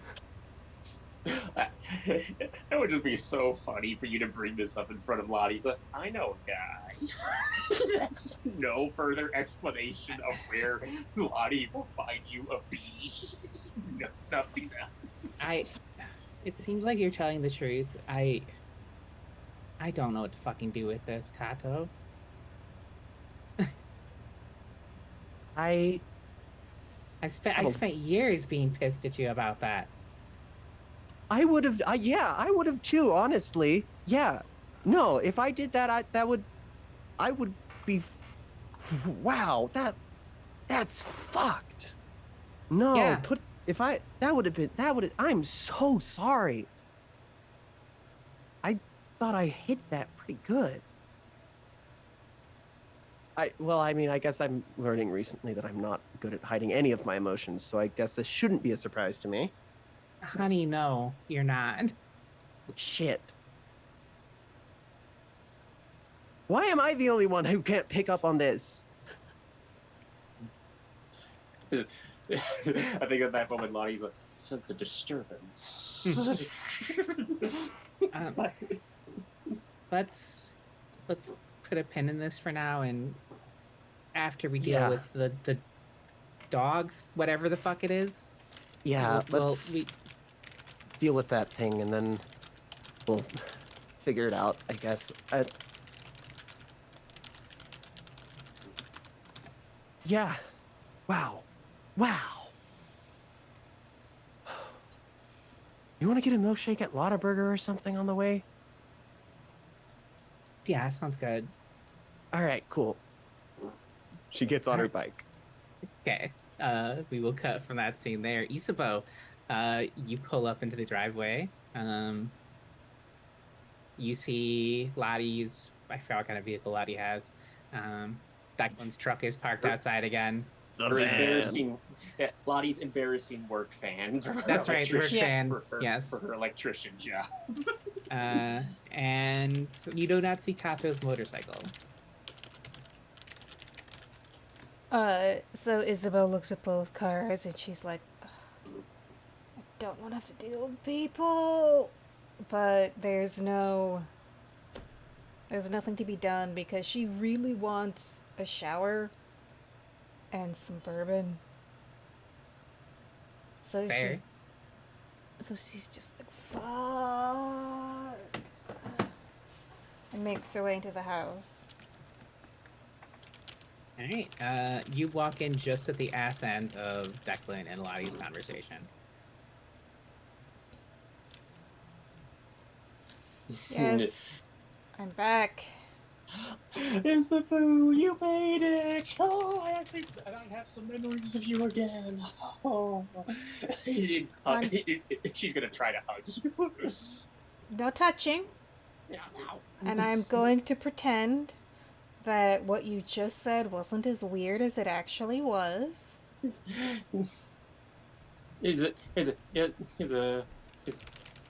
You're welcome for helping for being the one who who contacted you while you were stranded in the desert. Yes, you're brilliant. I will nominate you for this year's Nobel Prize. You have my word. Isabeau, the Abigail, and Elliot wave at you. Welcome back. Hey, kids. Casey Right. is sitting there like, who's this? I'm gonna pass Isabeau my half-eaten bowl of ice cream and cereal. It's all you put that diabetes bowl away. You know, A, that's not how you get diabetes. B, don't mother me. And I'm gonna continue handing the bowl to Isabeau. that looks delicious, and I'm definitely gonna want my own, but I am covered in lake goo. So I'm gonna yeah. go scrub the top layer of my skin off right now.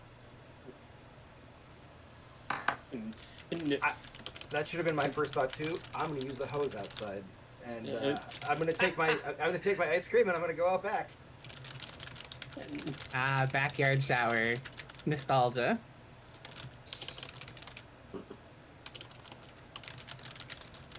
Alright, we are about halfway here.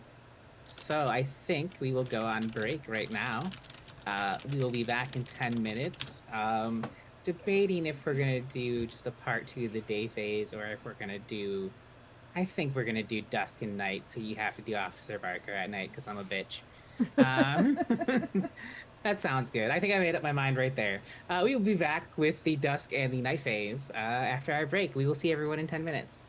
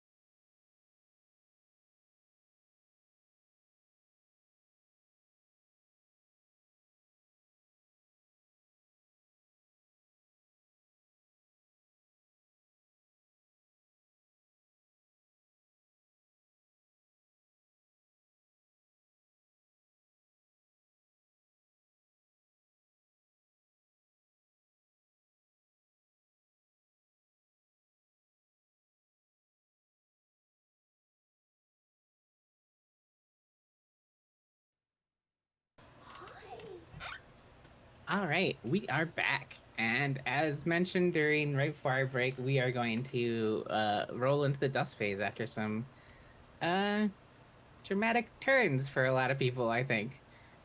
So dusk phase.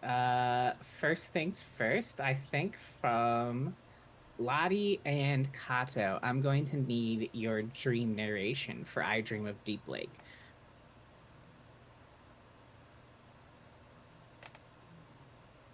I can go first. Go ahead. So, as Kato dreams that night after resolving the Deep Lake Lurker, she has a dream of her and Cassie swimming in Deep Lake, laughing and smiling. They look deeply into one another's eyes and they stare for a good few moments, blushing intensely. And as their faces move in closer to one another, something grabs Cassandra and yanks her down into the lake. And Kato wakes up shaking and with tears on her eyes. Oh boy.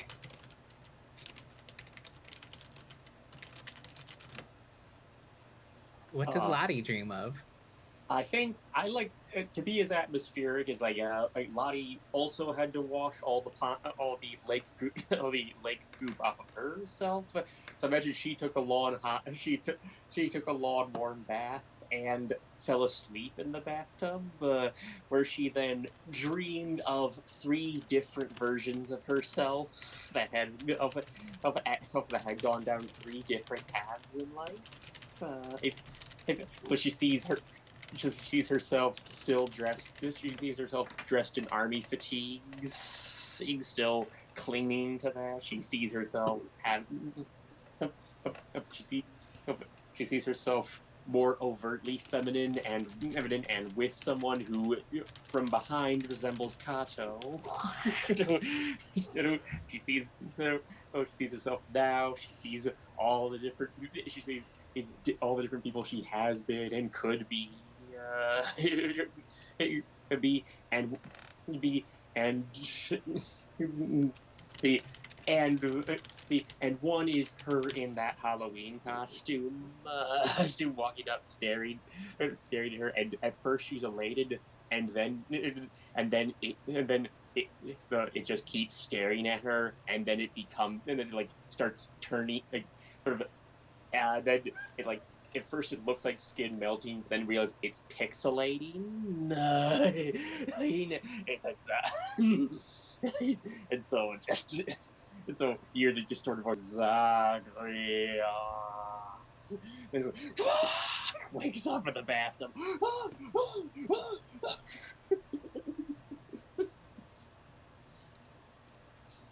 Okay. All right. What the hell? What the hell is going on? What the hell is happening to me? What is going on in this town?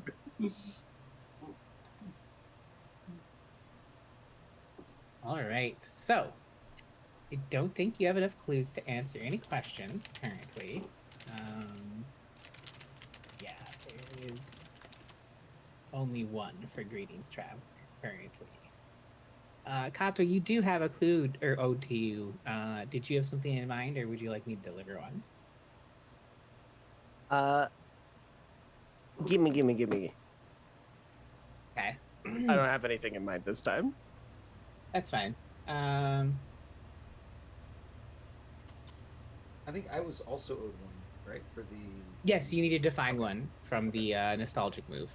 I so have that- one if you would like me to relay that. Yes. So you can. Okay. Yeah, I didn't and know tell if that me would buy where you some like time. to assign it. Well, tell Steph where you'd like to assign it since she'll be writing it. I would like this to go on the Greetings Traveler. Okay. Greetings Travelers.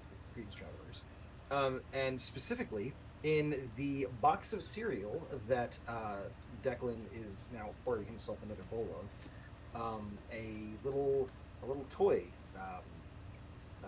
comes tumbling out, and it is a little Serpents and Sepulchres miniature that looks exactly like Amelia, the young lady who went missing and the flyer was found on her bed, but in like her character fantasy garb. And it looks enough like her that just by picking it up, you you recognize it as a woman.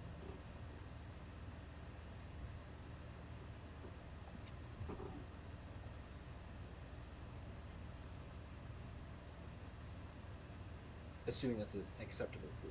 Yeah, that's perfect. I love it. It's good. Kato, whenever you eventually return to the house on Rodenbecker Street, I think you will find arcade tokens. They're they're almost for Galaxia Arcade.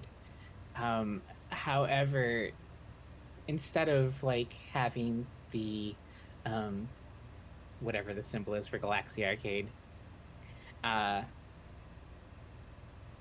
think it is similar to that sand dollar you found. It is this weird dual like mitosine, whatever the term is for mitosis, verbene mitosis eyeball, and except this one is split into like 4 instead of 2.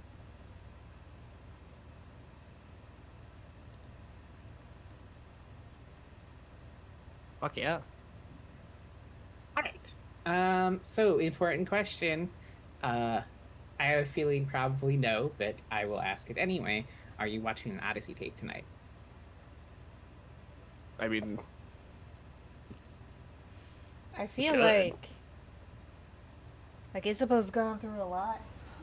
Sorry, my cat is being very cute and insistent that right now is playtime. Right now. we could watch it at Cassandra's place while we resolve Dog Told Me To. Well, hold on a second. Declan's vote is no, because Declan has just clicked onto something that he really needs to like resolve. And that is the fact that Casey didn't know who the fuck Isabeau was. Correct. And it didn't click at the time because ice cream and cereal and shower were like pressing concerns. Now that both of those things have been satisfied, that's a problem for Declan. So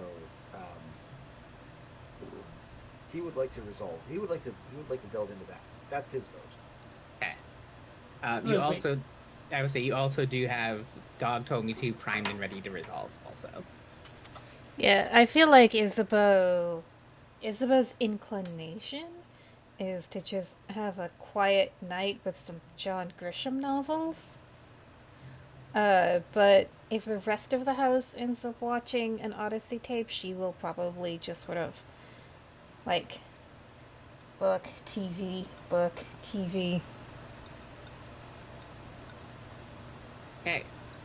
Lottie, what is your vote? I think Lottie's leaning against watching a tape. If though she would have, if they're just, if she kind of wants a break from having reality be broken in front of her, and probably continuing the streak of hey, let's actually fix something. She'd be on board with solving this. Okay. I think we'll, like, even though it's divided, I think we'll go with no Odyssey tape tonight. I think a good spot to open then, I'll ask Kato, are you coming back to the house on Rodenbecker Street before you go to do whatever you're planning to do? Yeah, I mean, I think she'd probably go back and be like, try to get some semblance of a plan going before, Right. because we do still need to figure out what the ritual will be to unbind Yes, 100%. So let's start there then. Kato, you pull up on your motorcycle. Cassie, on the back. And you walk into the home. There is a woman you don't recognize, and Declan is there, as well as everyone else. Hey, wait, There's full house. so Declan's back. Hi, Declan. Hey, Who's... Oh come on! You still don't believe Isabeau was real after all that? Is that who you... Wait. Ghost roommate was real? This whole time? Wild. Cassie says from behind you, she is real. I thought your roommate, I thought she was just a little, Right? I know. That's what I was thinking. I feel like Isabeau is, you know, Wait, so is that your car out there? I curled was up wondering on. who the fuck that was. Yeah, so Who are you, Isabeau's by the way? so Isabeau's curled up on the couch reading, I don't know, the Pelican Brief. Uh, and it's just like, "Yep, I'm Isabeau. Happy to be back. Yes, that is my Audi. No, you cannot drive it." I don't want to. I have a motorcycle. Yeah, Okay. it's All a right. pretty good motorcycle. Good joke. Thanks. Fun You've times. seen it? You guys. Yep. So you guys all remember her, right? This is just some kind of fucked up joke. Why would I do that? I just Why had do you do- so why- much Why do you do anything that you do? because I'm broken. Cassie puts like a comforting hand on your back when you say that. Like, So would Lottie. Yeah, it's a. oh, Lottie, you get a dirty fucking look from Cassie. Okay. All right. Otto does Can- not pick up on it. Can we all just really quickly address the real world dynamic in this fucking situation? Stop screwing each other. We're all gonna die here in Deep Lake in some horrible fashion in the next couple of days. It's not worth our fucking time. Okay, now that I've gotten that out of I- my system. In like I years. am dying in a New York retirement home 50 years from now after a successful legal career. I'm sorry. I had to let that out. The whole thing is just pissing me off. Let's curb the jealousy, the hormones, all the other shit, and just focus on the nobody remembers her. Yeah. Cassie looks at you and is like, I don't know who you are, to be honest. That's Declan. Declan's taking out his phone and dialing his sister. Rings a couple times. Hello? Hey, how's it going? I know we haven't talked in a while. Sorry I'm for not returning your call earlier. I'm sorry, who is this?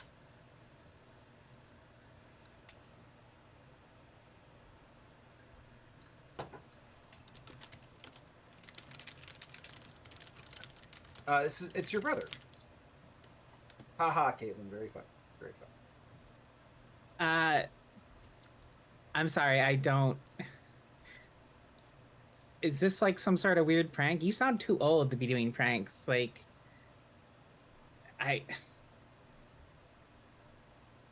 who is this? Is this? Sorry, I'm looking up. Just casually looking up Declan's siblings' names that are alive. Is this Dustin? Are you trying to fuck with me doing some voice changer shit, Dustin? Got you. I don't know, hang up. How you feeling, Declan? Not good. Okay. I'll spare you a condition for now, I think, just because that's good enough for me. That resignation of not good.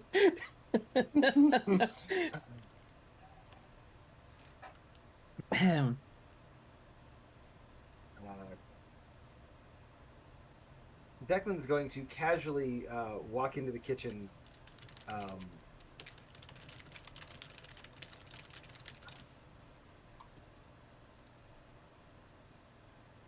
He's gonna take the battery and the SIM card out of his phone, and he's gonna toss him in the sink, and he's gonna run the water, and he's gonna leave it running, and he's gonna walk back into the room.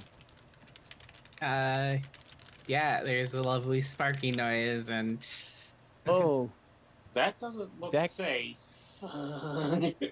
Declan, I don't think that. What the fuck? Lottie barely remembered her before she came back. And then she came back, and none of you remember her. I My didn't. sister doesn't remember me. Casey from the couch is like, Oh. I don't remember you either, whoever you are. I Fuck just you, assumed Casey. you were. All On right. the lease. I am on the lease. I am legally allowed to be here. No, you're not. I signed the lease with the landlord, not you. No, I did that. Oh boy, this is a yeah. Do you go? Does anyone go get the lease? Isabeau will. It's not in your room anymore, surprisingly. Yes, it is not in your room anymore, surprisingly. Oh, it's like, oh crap. I will let you find it, Isabeau, and when you look at it, there's only 2 names on it. Wait, so Lottie and Kato was Kato. even Kato was even less responsible than I thought she was. What? No. What do you mean? I joking. I did that joking. thing. I did that. I signed the thing. I met the person. I think. I don't really remember doing it, but I have put my names on there. I remember Isabeau there. I think. I remember the Alamo. Yeah.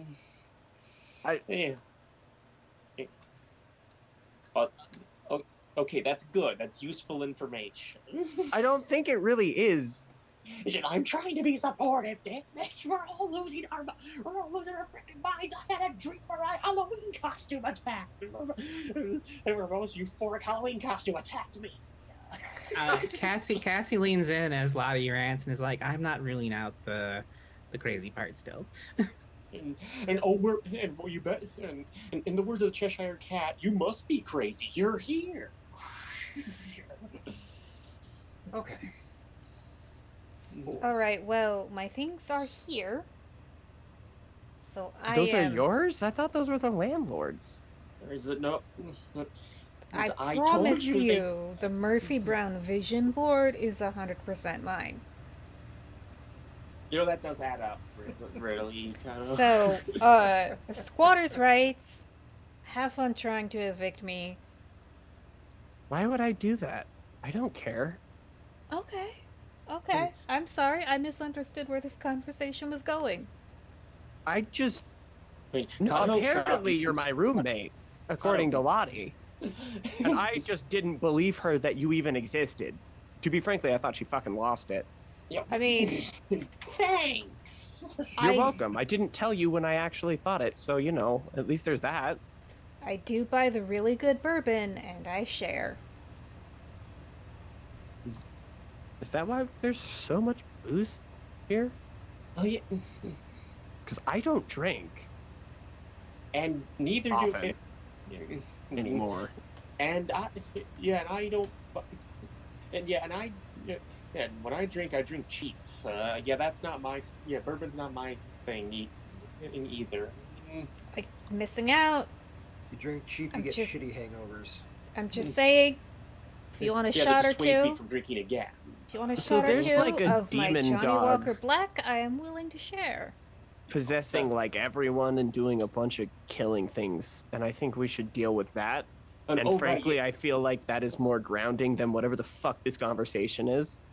Are you talking about Which the is saying something. Are you talking about the Officer Barker bullshit? Oh, you know about that. Oh, thank That's... God. Yeah, thank and fuck. I don't have to explain that to someone new. I also know about Oh, the God. fucking weird ass radio station in the middle of nowhere.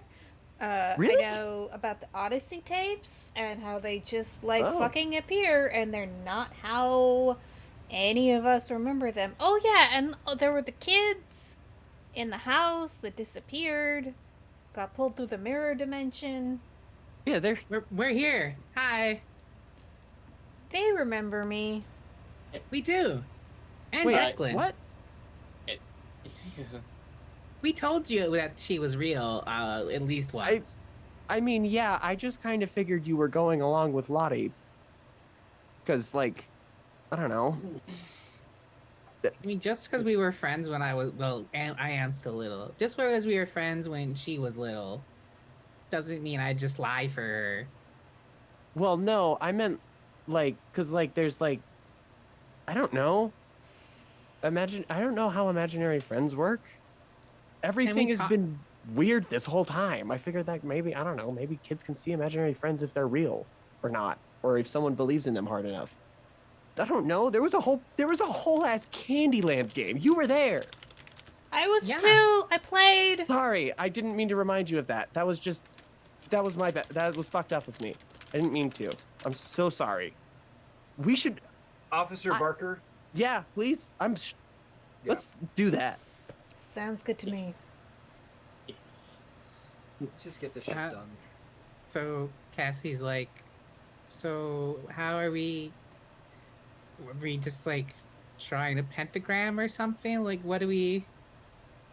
Well, I mean, he like multiplies out from people, right? So I was thinking maybe we find like Proto Barker and then do some sort of ritual on that guy, and then maybe it kills all of the Barkers. I could cut it out of him. What? Declan's gonna pull the Dr. Cerulean scalpel. Holy shit, how the fuck are you holding that? What the fuck is that? It's a scalpel, and I'm holding it with my hand. Wait a minute, that's the one that the fucking doctor guy was chasing me around with. Yeah, I think I got it when he died. I actually don't remember how I got this. Oh my That's god! It's like crazy. that. Okay, that's it. Everyone journals. Everyone take notes from now on. I refuse. I was like, okay, Declan. Let's call Scalpel Plan B. So, I don't think journaling would work though, because the fucking lease changed apparently. So wouldn't the journals just change? It's a good point. I want it to make sense. Life. Wait, did it make sense before? No, it didn't. Wait, no, it didn't. I just want it to. I just hoped it would at some point. All right. So Proto Barker. Okay, yeah. Who was the first Fine. Officer Parker, or who was the creator of Officer Parker? Yeah, There's you two different got that. answers to that question. Yeah. The creator of the Officer Barker is Alan Gibson. He's the one who created the cartoon. The first fucked up thing Officer Barker is Cassie's his brother. Yeah. That is the first Barker incident. Is Benjamin Not this think one. Ben, we Benji as Barker calls him. I think we have to find your brother, Cassie. You don't have to come along. You don't want to. I saw some of your evidence, Kato. I know I'm supposed to be next. Yeah. Yeah, I And don't if have if anything anyone's for gonna be able to lure him out, it's gonna be his family. Case. that. I don't like that, but you make a good point. Yeah, I'm not thrilled about it either, but Oh, it's like Laurie Strode in Halloween 2. oh yeah, that's pretty. Oh, that's a cool. I Oh. like that. Okay, That yeah, makes me I'm hate it feeling, less. Yeah, I'm feeling a little bit better about this actually. She was fucking. She's fucking Doesn't she- fine. Doesn't she die at the end of that one though? No, we're not thinking about that part. And no, she. does she? No, because I she don't- did I don't come know. back for every other sequel, but Oh, actually, I know what the deal with that is now that. So, basically, what happened is, she does die at the end of 2, I know. but then No. in 4, because they skipped 3, because 3 is like some weird bullshit. They tried to make an anthology out of the series, it didn't work out, and so they just like kind of scrapped that. So they went to 4, where they retconned her death and said that she faked her death in a car accident to get away from Michael Myers, and that's how they brought her. Sorry, I've watched the Halloween movies a lot. What were we talking about? Bark. Okay. I How get- we are gonna pull a Laurie Strode level plan to stop Barker, and Okay. So actually, I know I'm the one who proposed that, but it's actually a terrible idea because Laurie Strode never actually kills Michael Myers. He comes back over and over and over again and just murders lots of people. So let's scrap the Laurie Strode analogy because it's actually a bad one. Cool. Back to being Okay. not feeling good about it. circle back to the beginning. Okay, that puts us right back at square Well, one. Then. Anyway, I think we just. Scalpel. Yeah. I mean, You said it's like an infection thing or like a cancer or something like that, right? So just yeah, and I mean, I guess when that doctor dude cut people up, it didn't even leave any wounds, so maybe it would actually be fine. let's say it's gonna be fine. I don't. I really hope someone will be fine at the end. Someone will be fine with how things are at the end of this. Well, we've got to figure out a way to keep him like there, like in one spot though, and I don't think just tying him up would work. He's like a demon. Well, Oh, maybe what if we like make like a pentagram, but it's like we draw it in the shape of like the lines are Dog like dog bones. biscuits. That's exactly what I was thinking. Yeah. I don't know. That seems like it has about as much legs as anything else we've come up with that worked. well, there's one other thing to consider. Officer Or- Barker is genuinely motivated by some kind of moral code turned murderous. If we could manipulate that moral code in some way, or in some way, even just to direct his ire towards a specific person, that could help us track him. And considering Officer Barker is a product of 80s pop culture, I think all of us might qualify as a potential target. For some life choices that we have made. Well, I mean, me showing back up and bringing all this, everything kind of brought him back, right? So I guess it would make the most sense if I was to bait. Plus, I feel a lot better about that than putting you in harm's way again. You have to know that I'm not happier that you're doing it, right? Yeah, I am though. So like, net, I don't know. I'm like, no, is that not how that works? That's the way you phrased it is infinitely worse than just you doing it. Actually, yes. No. Yeah. Yeah, I guess it is. Hey, we're not here to judge. We're not here to measure whose life is worth more than the other. Wait, is that what I was doing? Shit. A couple of for this past week, we've been dealing with a bunch of people whose lives suddenly disappeared from the world, and we still moved heaven and earth to get them back because their lives were important and valuable. As anyone I else. thought we weren't talking about that right now. I'm still damn proud of what I did.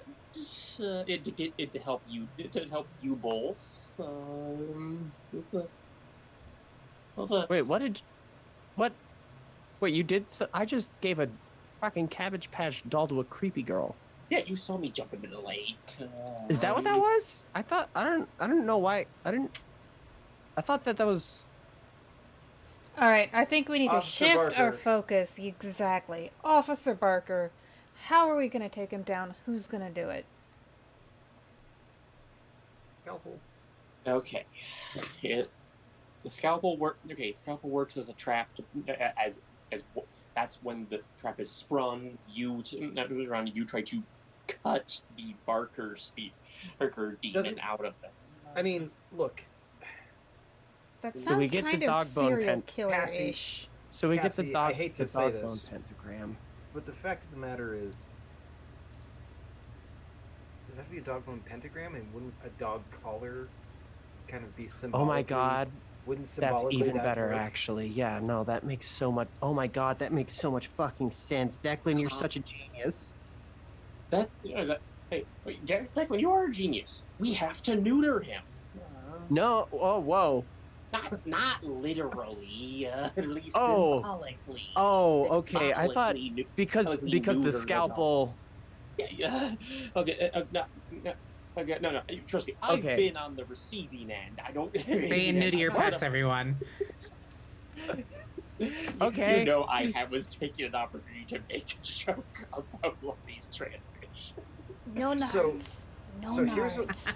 here's what we need in order to lure Barker in. Barker needs someone who is.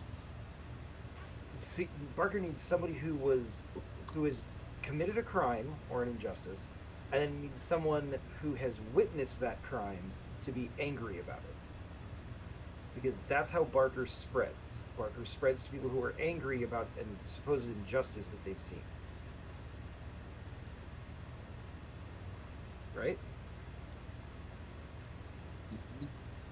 Hmm. I'm constantly angry about a whole lot of injustices happening to people like me, but I don't know if that's exactly what Barker latches on to. That's that. Right. I think it has to be more personal than that. I agree. I think my toxic X is passing through New Mexico on her way to Arizona. Okay. That's supposed to be a better idea. That's supposed to be a This is safer. why you- I feel a lot This better is about why- her getting used as bait for Officer Barker than I do about any of us, let me tell you. This is why you don't date. And I don't mean you specifically. I just mean in general. Let's not Yeah. let's not make this into a relationship revenge thing. Let's make this into a. Well, we you wanna- just said I'm angry about it. It would work. No, that's it. That's it. Kato is angry. Kato's the angriest person here. Kato gets angry at everything. Takes everything. Yeah, but the problem is personally. All right, Kato's- jackass. the problem is Oh Kato's shit! Wait. The problem is Kato's angry at herself, and that she just deflects it onto everybody else. That Hey, doesn't fuck really you. work. Fuck. Tell me I'm wrong, and then we'll talk. Okay. So I don't like continuing this. on. It's okay. What we do is we prey on Kato's deep insecurities and mental illnesses to manipulate his. Yeah, I vote no on this. Cassie raises her hand, like, no, we're not doing that.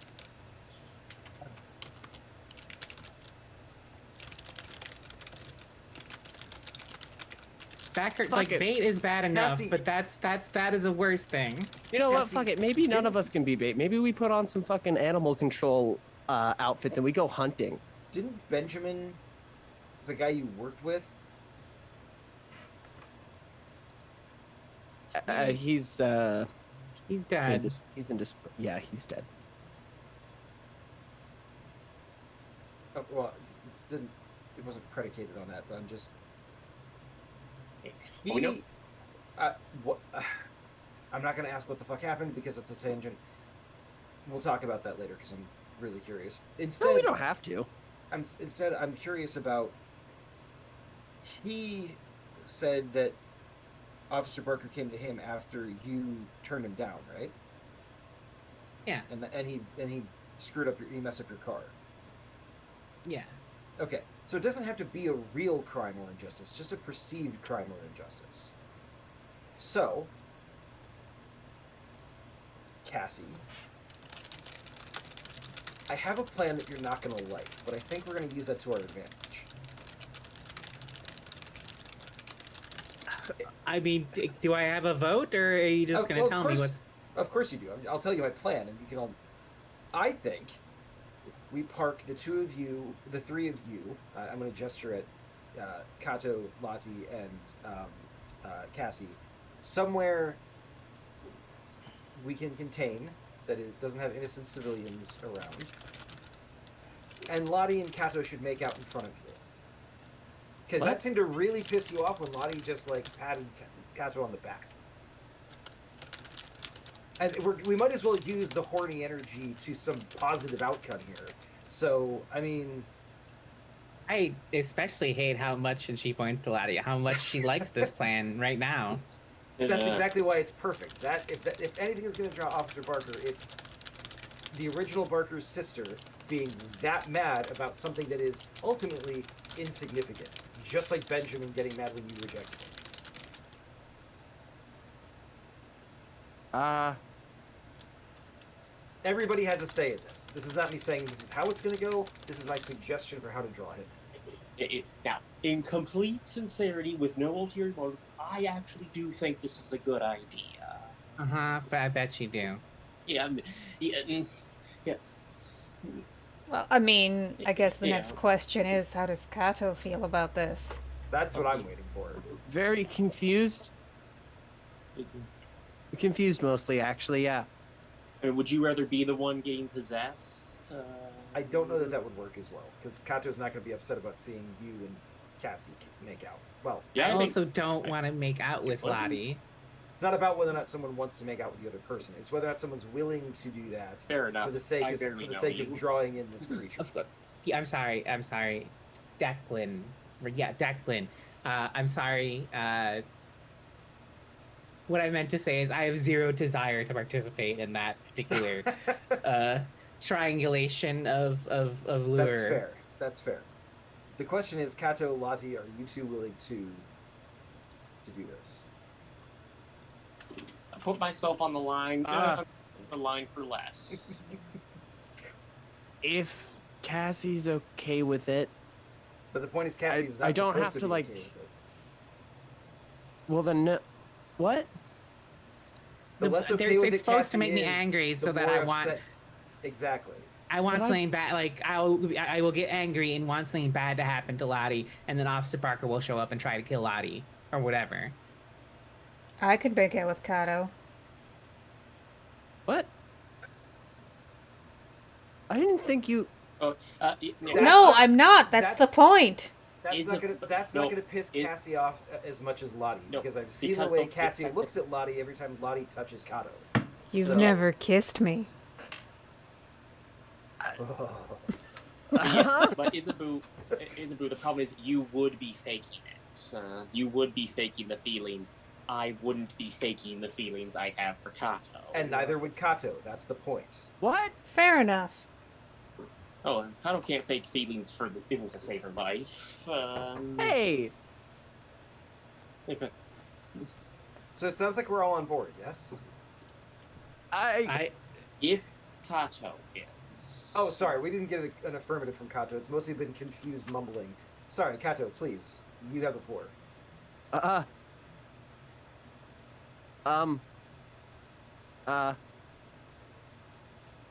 You like just stop being mad at me though.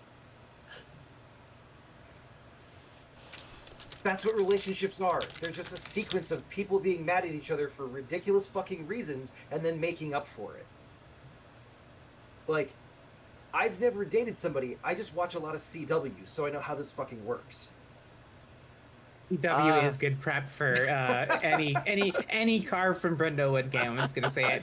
At that point, Lottie's like, wait, you're not speaking from experience? All Wait, you're sorry saying about it, advice Jason. comes It's from true.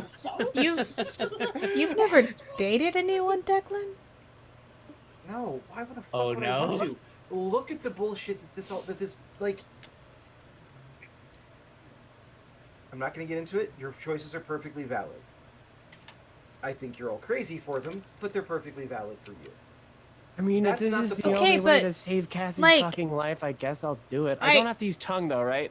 I don't want to get too personal, Declan, but like, have you never had like really good sex? I've never had sex. Oh my god, you are missing out. What are you doing later tonight? Oh no! All right, What? I'm out. Y'all are What's on happening? your own. Declan's gonna kind of like turn and Is it- start to make for the door. Isabu, wrong. It's okay. Yeah. I Isabu, just wrong offered. wrong He's direction clearly for the not horny into energy. it. That's fine.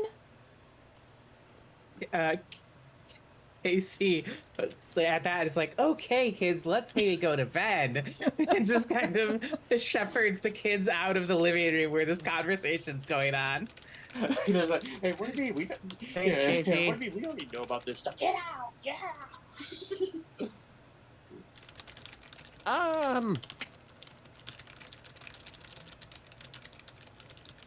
So, Keeper stepping in now. Okay. Is we the should have our- plan? Yes. it The is. plan is Lottie and Kato make out to piss Cassie off deliberately, so much that she wishes harm on Lottie, and Officer Barker is happy to show up to deliver. What's the plan from there? Isabeau, get the dog collar on Officer Barker while I use the This scalpel. keeps getting to... hornier. Yep, it's... This just keeps getting hornier. No! Declan's gonna break out the spray bottle and he's just... Once the dog collar is on Officer Barker, because symbolically that should keep Officer Barker contained and prevent him from getting away. Oh, we should put a service dog vest on him, like the Halo effect. I'm gonna... that's not what the Halo effect is. Then I'm gonna scalp... Then, no. Then I'm gonna use the scalpel to cut Officer Barker out of Cassie and hopefully just cut Officer Barker out entirely. Like, that's the plan. Also, Isabeau, And a symbolic I'm neutering. very flattered because you are objectively an attractive woman, but that is not my thing. Thank you. Okay, Alfred, you said no, that's fine. We'll move on. So, If you ever reconsider, though. I've made a mental note. So, where are we gonna do this? Backyard? Fuck it. Backyard. I mean, our old home's still standing.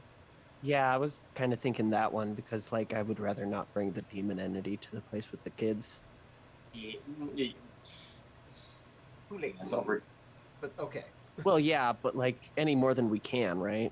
No, you're right. You're right. All right, let's go to the. I want to say Strode, but that again, that's a terrible. It's Castle. Thank you. Castle is Cassie's original last name. It is not her current last name because she was adopted.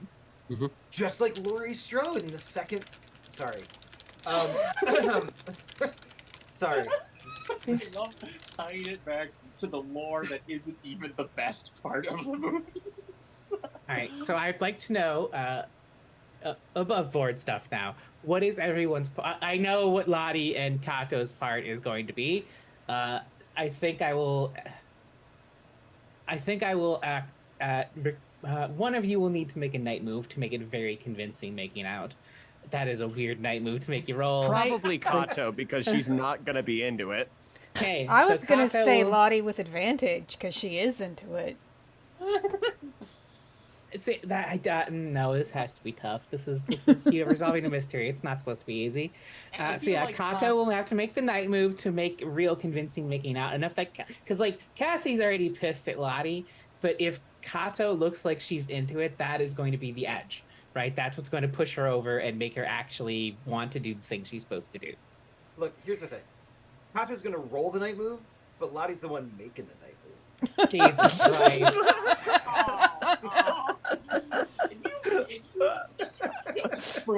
Spray.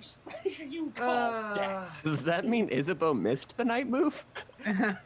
Oh. You know, I Okay.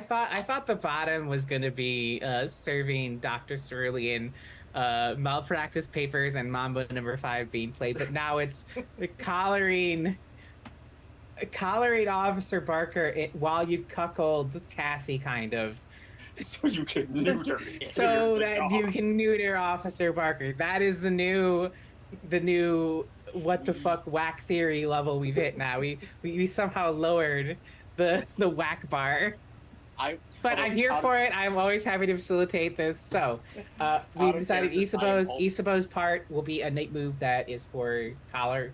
Yes. I hate that I have to say, I hate that I have to say collaring because that is something else. But I you have to shall collar. I shall affix the collar. Perfect. Thank you. You have fixed the collar to Officer Barker. I also, out of character, I am also in favor of Kato making the roll because she absolutely has the most emotional baggage coming into this situation and the most confusion about her feelings and what she's expressing and what she should be doing right now and what she should be doing about all of them. And Lottie, she knows precisely how horny she is and why. Kato rolls a miss and just blows a raspberry on Lottie's face. And then finally, Declan's piece of the puzzle will be How could that possibly be worse than the clones excising- that happened the first time? excising the entity will banish Officer Barker for good. Now I have a follow-up question. You're going to the castle home. Where in the castle home are you doing this? Well, I mean, I think Benjamin's old room makes sense, right? All right, I am here for it for reasons. All right, so we will fast forward. Everyone takes their various transportations. Declan, you have your scalpel. Isabeau, you've got your collar. I figure yeah. that Isabeau offers to give Declan a ride, and they drive over in very awkward silence. I think Isabeau already offered Declan a ride. That Well, that's what Declan- makes this one so awkward. Declan will take Isabeau up on at least that offer of a ride. I do want to ask: do you stop at PetSmart or you stop at a specialty store? Jesus $1. Christ. Whatever the fuck is open. This late at night, not a pet store. I, you know, most grocery stores have the pet supply aisle, so They we do. Oh, probably that's get, true.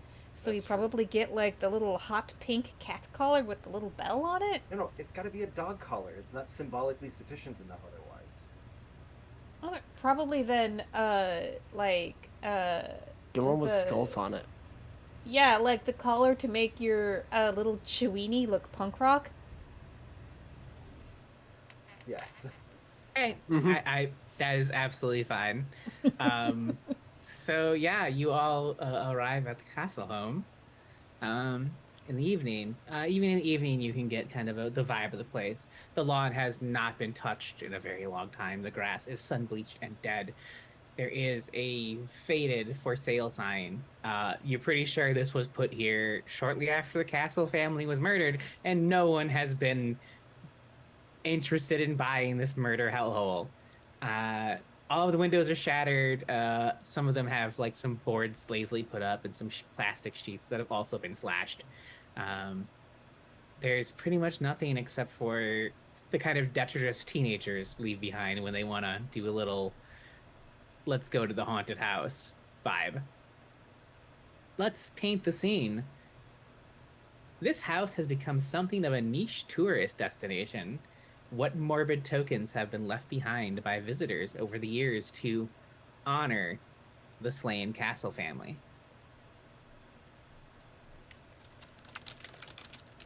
Don't think pretty. Don't think pretty. Don't think pretty. Rain going too. My brain is in a bad place. You know, when you said that at that cadence, it sounded a lot like the yeah, exactly the duel of the fates. I think every year that the children should have been in school, someone has left a yearbook. Like, here you are, we want to include you. But they never Holy clean it. They never clean it up. That's real fucked up for Cassie. Cassie's gonna have some trauma after seeing all this shit. That Cheery didn't. She's probably had years of therapy at this point. I'm gonna say that there are.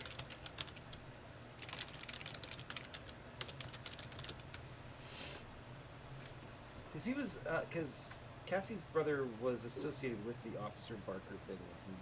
Yeah, he murdered her entire family, and Well, recently dressed- has escaped from mental institution after killing many officers. And he I don't was- think Declan has seen him personally, but Benji Okay. has been seen.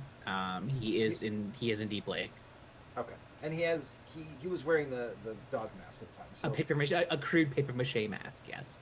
okay, in that case, there are lots of like dog toys that have kind of been like thrown through broken windows and like looped over doorknobs as part of like dares and things like that, kind of scattered all over the property.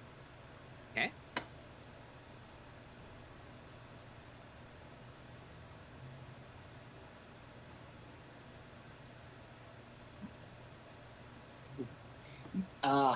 Okay, mine isn't entirely physical, but I imagine like remnants of a drinking game that the teenagers play called "The Dog Told Me to." Oh no. Where it's basically where they basically play a alternate version of "I Never," where they just talk about where it's like I don't know, sort of making fun, sort of making just as playfully joking about what sins they've committed, because the dog told them to. It would, and for the more and for the less sin, there's probably also a variation where they do it where like the wholesome Officer Barker of the dog told me to do good things, and this is what I've done. But that ends up being weird in its own way.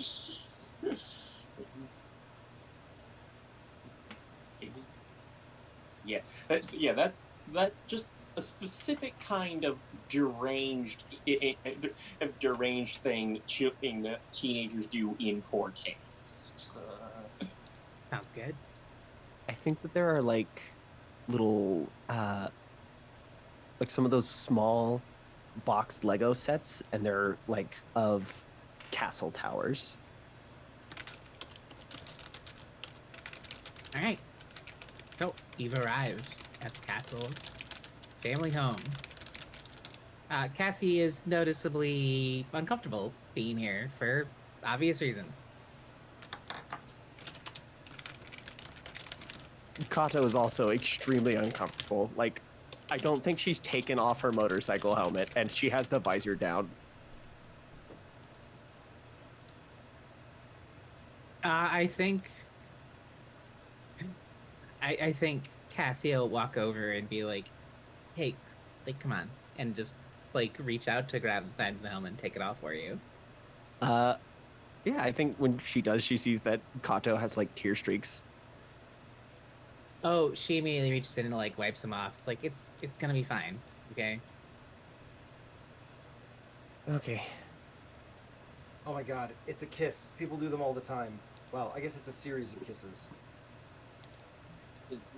We're trying to have a moment, Declan. Now is not the time. I guess let's go into the place where my parents died. Like, now is the only time. Cassie walks up and opens the door, which is very not locked. Declan is gonna lean over to Isabeau and kind of like half whisper, "Is it weird that Cassie was trying to have a moment in front of the house that her parents died in?" I mean, death makes people want to have sex.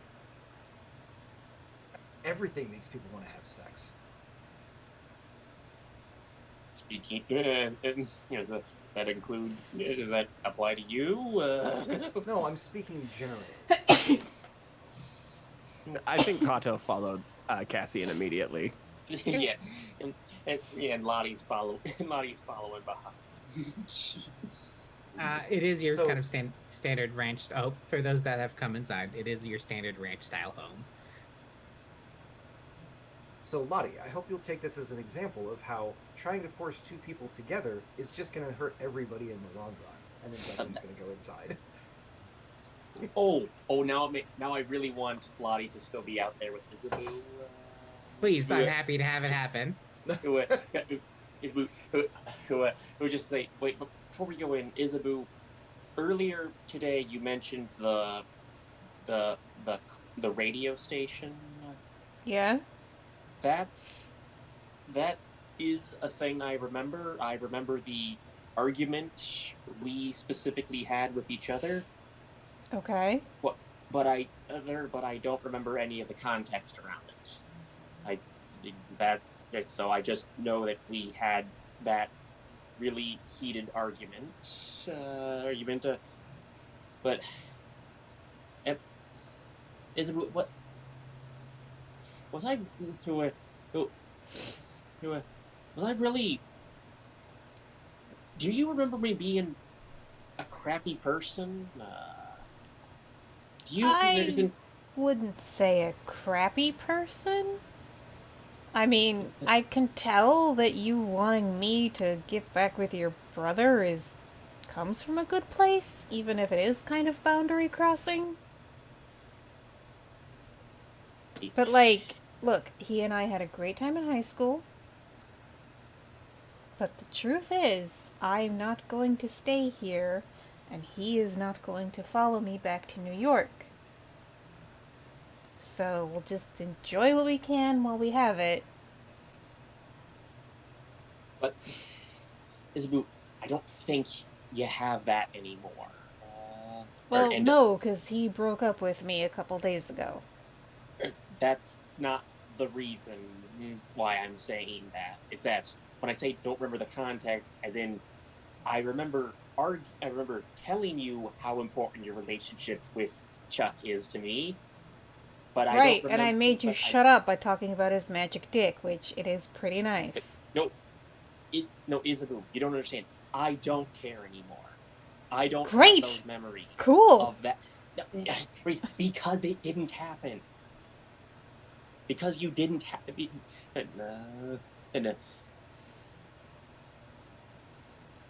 and that and let me tell you, this is freaking weird to hear about how I just how I'm borderline stalking you and you and Chuck, like in alternate world, but now, but now, but now you're just somebody I know. And Great. I'm really happy with us arriving at this point in our relationship.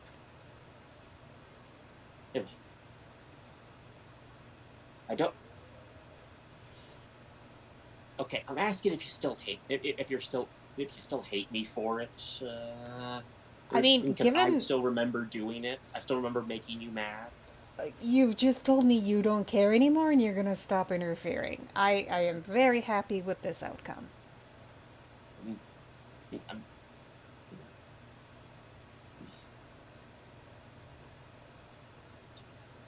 and okay, and okay. But she holds our handshake. Can we start over then? So Isabeau reaches out her hand. She will gladly shake Lottie's hand, and then realization sort of settles in on her. Wait, does Chuck not remember me? Yeah. It took you that long to figure. You didn't want to realize during that. But does she? Oh, did she say that out loud? Yeah, no, she says that out loud. I thought you said that out of here. It's internal narration. No, no. I called him. I checked. He's he's been with Casey since high school. I mean, on and off. But He's been with Casey? Yeah. He always told me I didn't have to worry about Casey. It's fine. No, you know what? If he doesn't remember me, that means I'm not there. I gotta try harder with Declan, I guess. Okay, speaking from experience as someone who has tried to initiate a relationship with a roommate, that is totally unrequited. It is seriously unrequited. Please don't dig yourself into that hole. I am just single and desperate. You're a career woman. I'm single and I just want to get laid. If you swung the right way, I would have obliged.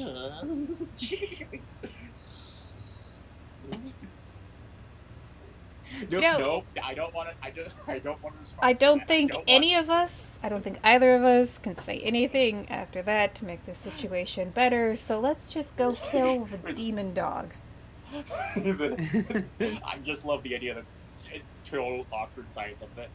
Okay, let's go. All right. So you make your way inside after just a series of awkward conversations, just nonstop. I think since we came back from break, it's been nonstop awkward conversations. Wonderful. I'm here for it. So you will, like I said, this house has been trashed by teenagers throughout the years and tourists.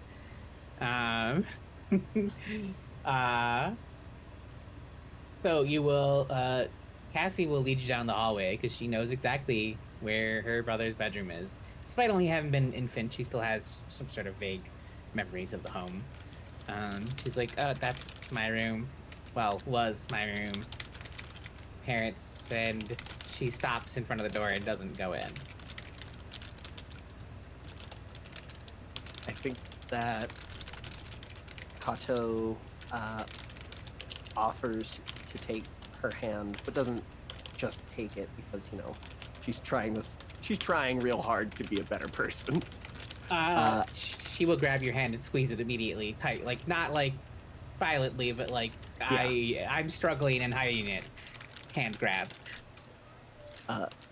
Kato will nod and put her other hand on the doorknob and turn it open. All right. So you reveal a appealing blue sky mural covered in graffiti by said teens. there's a lot of like dog told me to and people's confessions written here in like Sharpie and spray paint and the floor is carpeted, which sucks for you because it's fucking gross. Every kind of mold is in that carpet at this point. And then on the closet door frame, you see Benji's birthday measurements, aged 1 through 10. Let's paint the scene one last time for this mystery. What do your senses pick up that indicates that someone or something was in this room before you very recently? Stale cigarette smoke. I'm gonna stick with the horny theme and used condoms. Oh, God. You are Horrible. sick. You are. God, if I had been watching this as a Netflix miniseries, I would have gone, "What the? What?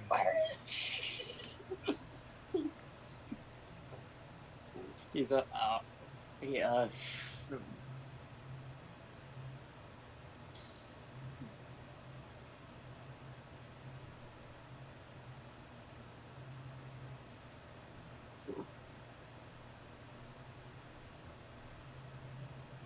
There's a music box that is still playing. Oh, I hate that. What song?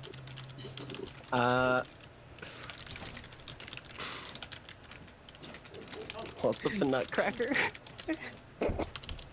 God damn it. I was going to make a joke that it was like a music box version of Who Let the Dogs Out, but that is worse. The Nutcracker Suite is way worse. I gotta top that. I mean, look, nope, I'm not saying that joke. Never mind. Continue. You know. Okay. Okay. Joke's so good it makes itself. Okay, I gotta say, we find a collar. We find a human-sized collar.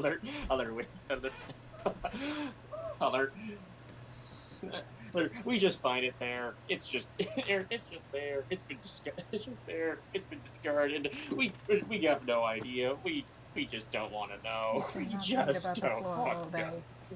know. But it's there in case we did a bad. Apparently.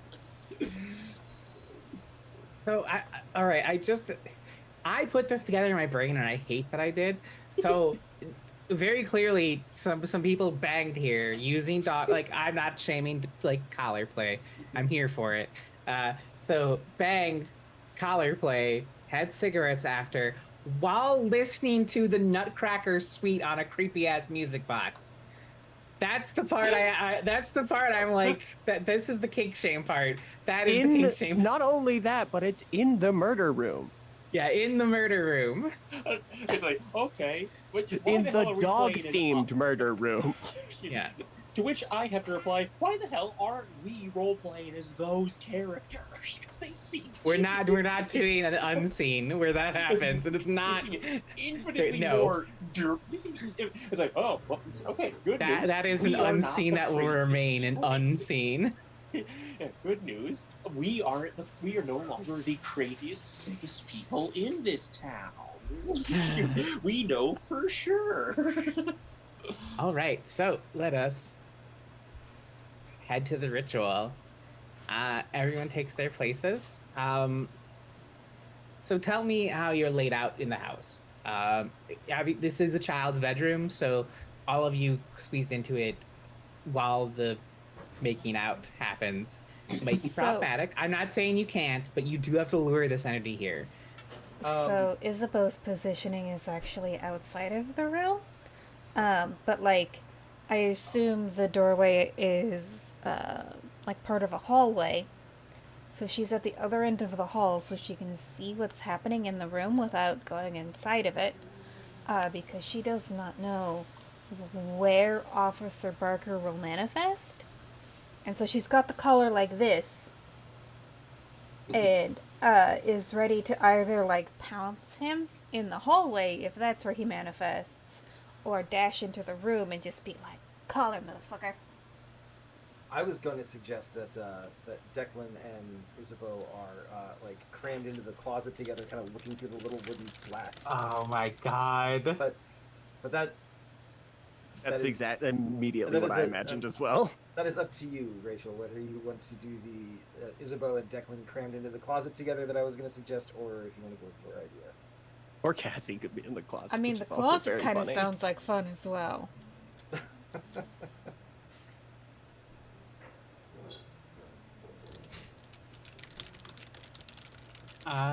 Whichever. know.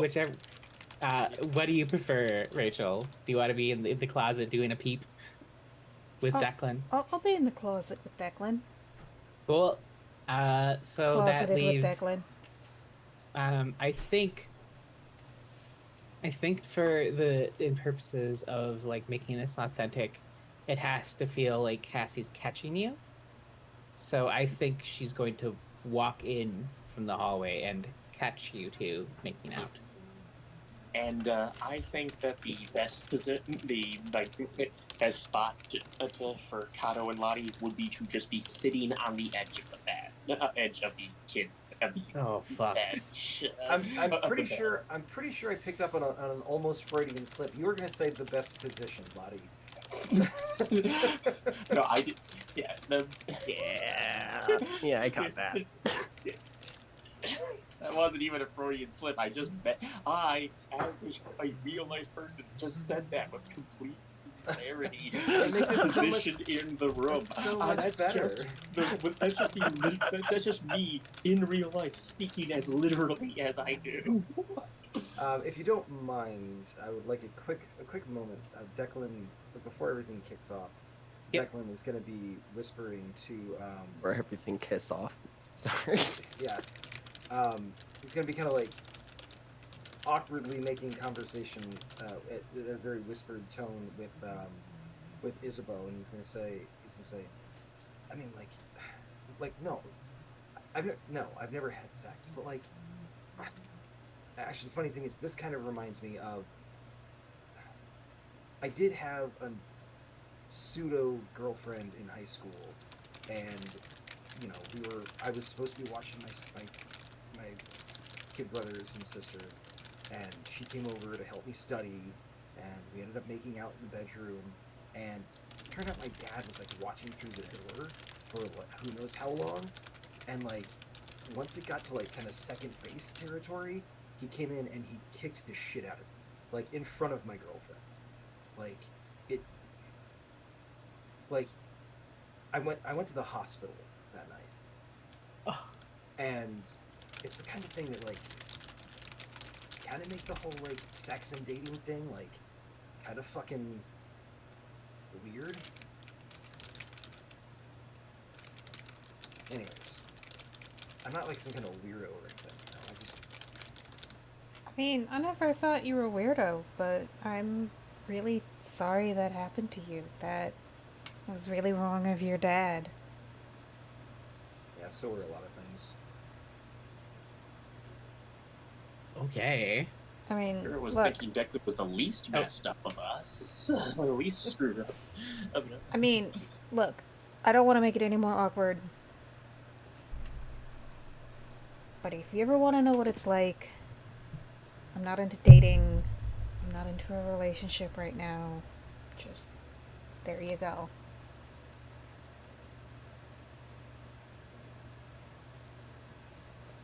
Declan's got like a white knuckle grip on the scalpel right now. he's not going to respond. I think well, that's where we'll let that particular Beautiful. scene. So, Parker might show up for a completely different reason. honestly, I'm considering it. It'll depend on your night move, Steph. So, we will move to the first step of this plan. Oh yes, plan. That's a good word for it. Anybody else suggesting anything? So nobody can I- criticize. Well, the joke's not gonna make itself, I guess. More like first base with the plan. There it is. Now we can Alright. get on with it. So, Yes, so you do in fact get on with it. I will not ask you to describe making out. I assume everyone in this chat is adults and knows what making out is. So, Lottie, you go in for it. Kato, I need you to make a night move and make some convincing making out for me. I think probably composure for you makes sense. Yeah. Let me check your condition. I don't think you have anything to. No, you're good. You just have I dream. Well, Deep I Lake. mean, I Dream of Deep Lake was specifically her dream is about Cassie. Oh, it is. Okay, I will give you disadvantage for this roll then. There's also a malevolence. There is, but I don't worry. I've got that saved for another part. Oh boy. And Drea has just been having a field day all day this whole session. That's my beloved partner. That's what she does. This is what she does. Anyways, so Kato, what do you afraid is gonna happen if you fail? Patty, god damn it. I mean, I think she's afraid that this is going to like actually genuinely damage her relationship with Cassie. Not even necessarily that she's afraid that she's going to be into it, because I don't think she would be. It is worse than that. That will happen if you fail this roll. But also, the malice Declan is feeling towards his father is going to override the awfulness of this scene. Oh boy. I thought you were going to say it also damages his relationship with Lottie. While he's trapped in the closet with Isabeau. Correct. Oh boy.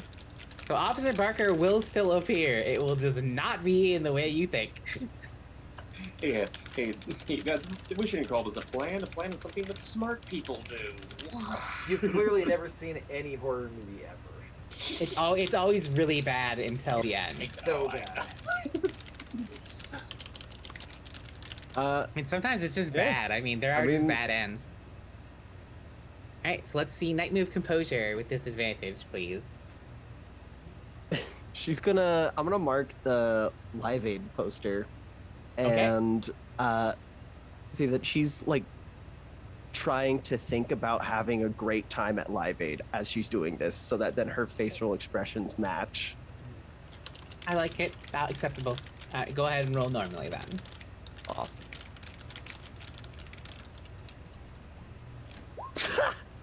No, there it is. Shit. That's my good stat too.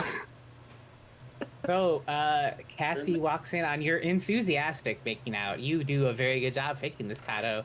And your eyes drift from, like, your eyes open, rather, because I assume you have them closed because you're not picturing Lottie. You're picturing Live Aid. Your eyes open and make Cassie's face, and you can tell that this isn't her, like, this isn't her just being angry. Like, you have done irreparable harm to her. Any chance that you would have had of like making amends or having something romantic happen have just been ruined in this moment. Would you like to turn a key? Yeah, please. I'd like to tourniquet the child. Okay. Would you like to narrate it now or later? Later. I don't have anything written yet. Okay.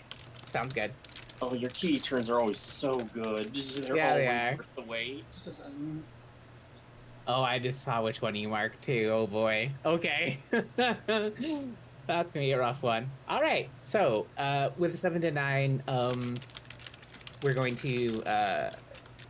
The complication here will be that I'm going to keep the Declan part of the scenario. Officer Barker here is not only drawn here by Cassie's actual intense rage at this. Declan has spoken to Officer Barker as well. So when Officer Barker appears, it will be not to come just like he won't be appearing in a way that will align easily with your plan here. All right. So Cassie has walked in, seen you two making out, is clearly pissed off, but not irreparably so. She's just actually pissed off. So, Declan, Isabeau, you're waiting in the closet. Waiting for Officer Barker to walk into the room. Declan, you feel a hand on your shoulder, which at first you think is Isabeau. But you realize it's on the wrong side, from a place where there's no room for another person. And you hear a rough voice in your ear. I can punish him for you, Declan. All you have to do is ask. Isabeau, you do hear the voice, but you do not hear what it says.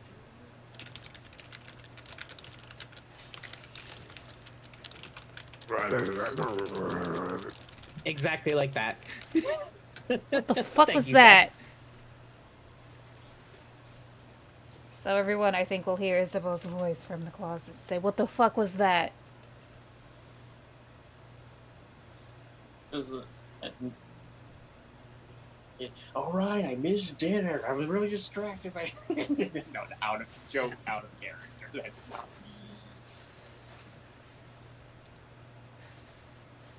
Declan's not even freaked out. He's just like seriously considering. Oh, come on, big game hero Declan. Don't make I mean, he did the big damn hero thing. Maybe it's time for bad Declan.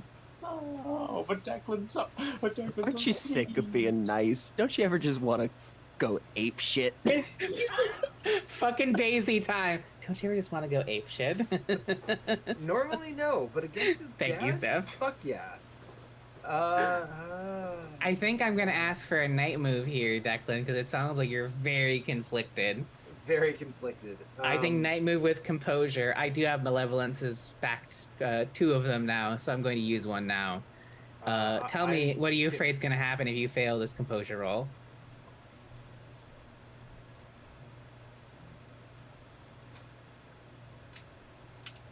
I think what I'm afraid that is going to happen if I fail this is that Declan is going to kill everybody except his dad. Oh, it is hard to make it worse than that, my friend. I what think I that aim is for. just what happens. I have an idea. Okay. Oh, please. I would be happy to hear it, Steph. Your dad becomes the next Barker. Oh, okay. Oh, Yep. so I kill everybody and then except my dad, and then he becomes the next Officer Barker. Correct. Or it could be just That's worse. It could be Yeah, that that's your worse. dad kills you and now he's Barker. Okay. I'm gonna use my birthday benevolence. All right. Or birthday advantage. So you will roll at normal then. Okay. Composure, night move. Exposure. Holy shit. You tell me what this looks like, Declan.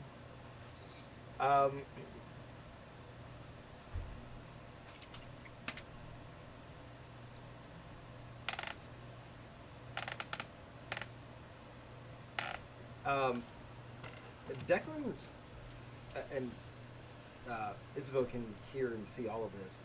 Declan's gonna reach up and put his hand over Officer Barker's hand, and he's gonna say, "I would really, really like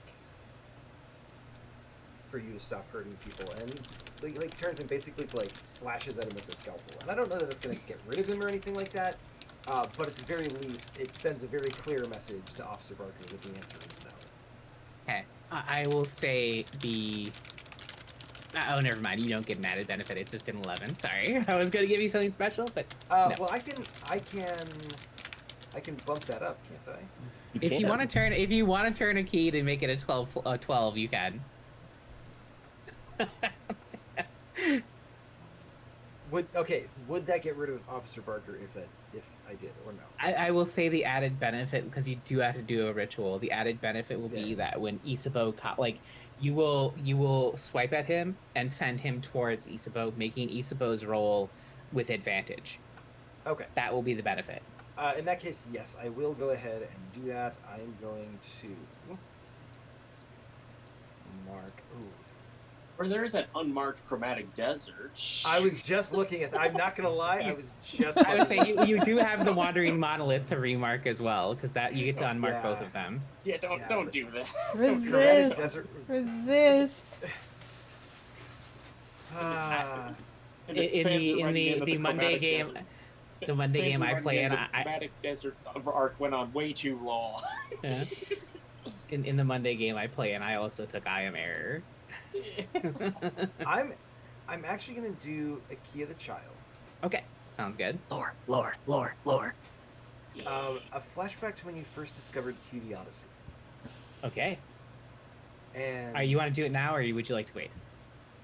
I can do it now if you like, or if you'd prefer me to wait, I can do that. I think given we're very over time already. Yeah. Let's save it for next week. So you have time to let it bake. Okay. So yeah, you slash our Sparker. Our Sparker leaps back somehow in this now liminal space, right? And leans towards Isabeau as he falls backwards, trying to dodge your weird scalpel that does make him afraid for some reason. Isabeau, you see Officer Parker now. His neck is in reach. I will leap at him with the collar. I think this is going to be. You're probably gonna not be happy about this. It is going to be the night move with Okay. Vitality. Okay. You will have advantage. However, I am going to use my last malevolence of the evening to make it a normal roll. So you're going to roll the Okay. night move with Vitality normally. What are you afraid is going to happen if you fail? Oh, okay. So, what Isabeau is afraid of if she fails is, probably that she stumbles and falls onto Declan's scalpel, and gets terribly injured by that. It's worse than that. It will slice your femoral artery and you will bleed out in this closet and die. Okay. Great. Okay, so with Vitality, which is 0. It's Mhm. especially fucked up because that thing doesn't leave Oh. wounds, so that's an internal bleeding to death in a closet. Yes. So you go to collar Officer Barker, slip, stumble, fall into Declan. Declan, you watch in horror as the static scalpel slices through her. There's no wound, but you immediately see the bruising red color that starts to fill underneath the skin on her thigh. And you hold her as she bleeds out in your arms. Wandering Would you like to Monolith! turn it- Wandering Monolith! I'm returning Okay. Wandering Monolith! All right, so you rewind. I think the complication here will be. I'm such a bitch tonight. I'm so sorry, everyone. I'm just feeling gremlin-y. It's Getting your back fault. at us for how much we've been For all tormenting the you. horny, yeah, for sure. Not that I mean I'm just as bad as a player. So I Even suppose been I me can't. this time, which is surprising. So the collar won't be all the way on. So when Declan goes to do his surgery, he will do it at disadvantage. That will be the complication here. Okay. All right. So you have collared Officer Barker. I hate that I have to say that again. We go back to Declan now. You have your scalpel. Officer Barker is seemingly collared. He's struggling. Mightily so against Isabeau, but he is there. Can I make an argument for making this with sensitivity versus vitality? I can, yeah. You are using a weird ass scalpel in a weird ass entity. I think sensitivity is perfectly valid. It will be at disadvantage though. I will cash in my feeling good condition. All right. So you roll the night move with sensitivity normally. What are you afraid is going to happen if you fail?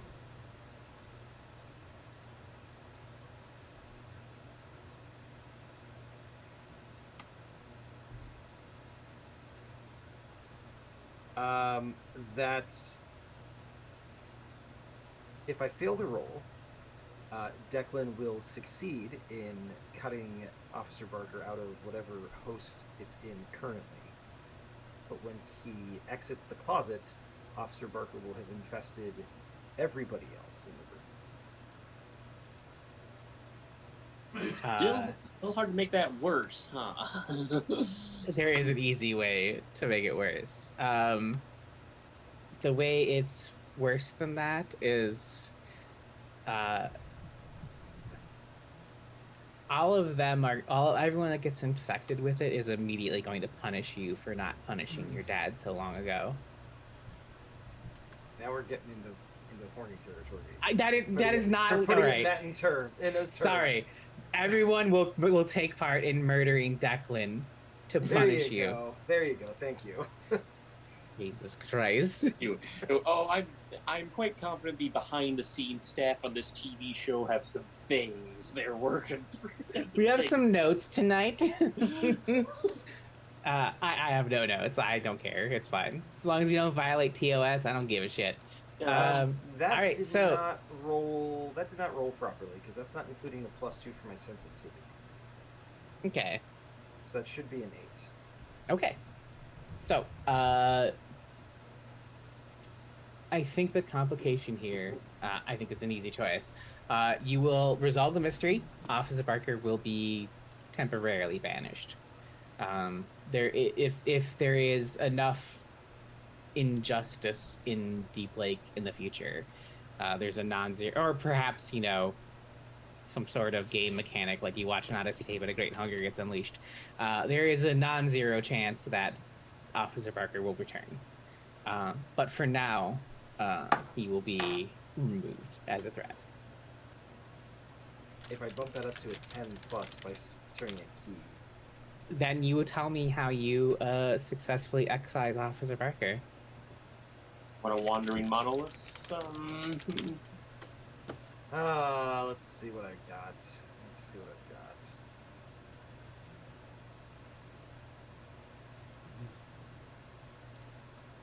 And you do have. Oh, you know what? I'm gonna do this. I'm gonna do Key of the Child, flashback to when I experienced childhood trauma. Okay. So I know what I'm gonna do with that one as well, but we'll save it for later. Sounds good. I'm not gonna bother leaving myself a note. I will lose the note. All right. So, tell me how you excise Officer Barker and banish him from this realm forever. So once the collar's on him, and he's kind of struggling, but not in like a supernaturally powerful, like weird spiritual entity kind of way. It's more in that way that like you put a collar on a puppy to take it out for a walk, and it's like, no, I don't want to go, and it's kind of thrashing back and forth.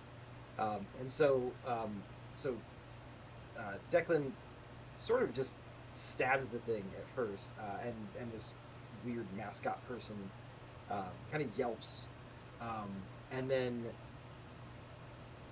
Declan notices there's a seam along the Barker's face, and Declan sort of instinctively takes the scalpel and like jabs the point of it underneath that and starts slicing along that seam. And there's a lot of struggling, obviously, and noise of distress that after a second kind of mixes like a kid in distress. I don't if you've ever heard a kid like in the ER for an injury, like that level of stress, as well as an animal under a significant amount of stress, and the two kind of like merge themselves really firmly in everybody's ears, and Declan basically carves around the shape of this dog mask that eventually like separates away from Officer Barker's face, and when he peels the mask off, it's little Benji Castle, kind of like laying on the floor, kind of like panting, looking very like basically exhausted. Yeah. Closet doors fall open now with commotion. The space is no longer liminal. It makes sense now, kind of. You've all been spit out of the closet. Cassie runs forward, shoves Lottie away from Kato, and hugs her immediately. Yeah, Kato hugs back. And I think that's what we'll call tonight's session. I didn't roll So- once, but I had so much fun. This was. If you want to roll a night move and tell me what you're afraid is going to happen. I'm good. I think Lottie has been. I think Lottie has had plenty of successes and failures on her own without needing those dice. Sounds good. All right, so let's go do our outros, everyone. And as per usual with your outros, let's do stars and wishes as well. Starting with Ben. Hi everybody, I'm Ben Ravensdale. I've been playing Declan, and stuff. You can find me on a couple other streams Monday nights, at least the next Monday night or two. Dragon Age here on this channel at 6 p.m. Eastern time. Join us for the finale, and yeah, we'll just leave it at that one for now. Stars. I mean, tonight was just a legitimately fun session. Lots of making Aaron do the which makes me very happy as a forever DM myself and being the one frequently in that position. I really like the way everybody kind of played into each other tonight. I think we all fed into each other really well in a way that made the story and the game more entertaining. So thank you all very much for that. Wishes. I honestly don't have any. This session was a lot of fun. I really enjoyed it. So thank you. Jane. Okay, I'm Jane. I am at Trekkie140 on all social media, but including the Stolen Fires Discord and the Gauntlet Discord. Discord, hit me up anytime. You can ask how my Febula Ultima campaign is going. It can't possibly be more demented than this. Which means stars. The sky is empty because all the stars are here. We're amazing. You are all amazing. I came into this nearly is so tired and burnt out from from so many things, and everything we did tonight reminded me why I love this campaign so much. And I will cherish it forever, even after it ends. And it's just because there is simply no other experience I've ever had quite like this. I've had campaigns where we played demented characters. I've had campaigns where we improvised demented stories. I've had campaigns that had weirdly profound psychological drama out of completely absurdity. I cannot remember the last time I had all of those at once, and just feel like all of our characters have come alive, even though they're all flat in different ways. They're all just one specific personality type that refuses to change. But we played them off each other so well. It's so much fun to inhabit these characters. It's so much fun to just put them in a room together and see what they do and see what trouble they get into. Room or a closet, either way. Dude, so wishes. I think it's unfair for the wish to be that. Give me more of this. I'll do my best. I think so. I'll make a more selfish wish. I want Lottie to get some to get moments that that personally tie her into a mystery and probably the drama involving characters. We already set up a little bit of that with Zagreus. I picked you for a reason. Yeah, and especially since she's the only one who had who had a key prompt that I answered with a video game memory. So and I feel like it is the right time for Lottie to actually have a character arc of some kind, of having things go horribly wrong specifically to her, and so instead of constantly trying to bail out everyone else with her skills, she's finally in over her head and doesn't know what it has to figure out what she's really and figure out what she really wants to get out of this situation. And especially since, well, everything's been turned over. Things are in so many things are in flux. This is a great time for her to encounter a haunted nostalgic memory.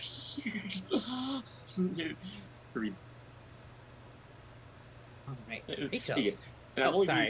I'm only being selfish because everyone else's arc is so amazing. I want one. I want my character. Everyone gets an arc. I'm like Oprah. I want my character to make everyone else tear up. I can't, like, the thing is, I'd love to tell you which arc, what I have planned, but it will ruin it. Oh, yeah. Well, everything you have done so far makes me know I will love it. Whatever it is, I will love it because damn, you're good, Aaron. Damn.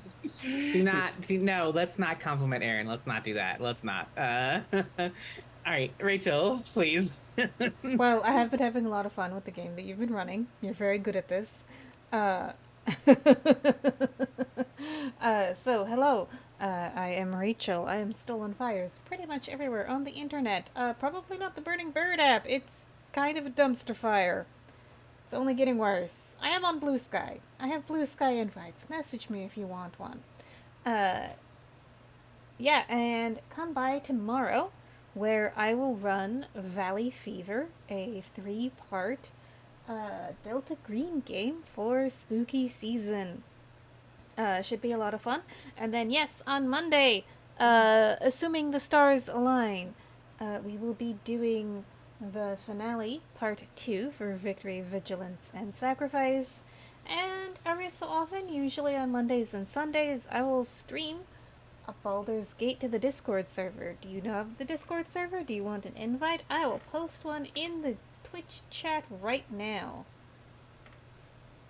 As far as stars and wishes, I really love the scenes I had with Declan. I really love the scenes I had with Lottie.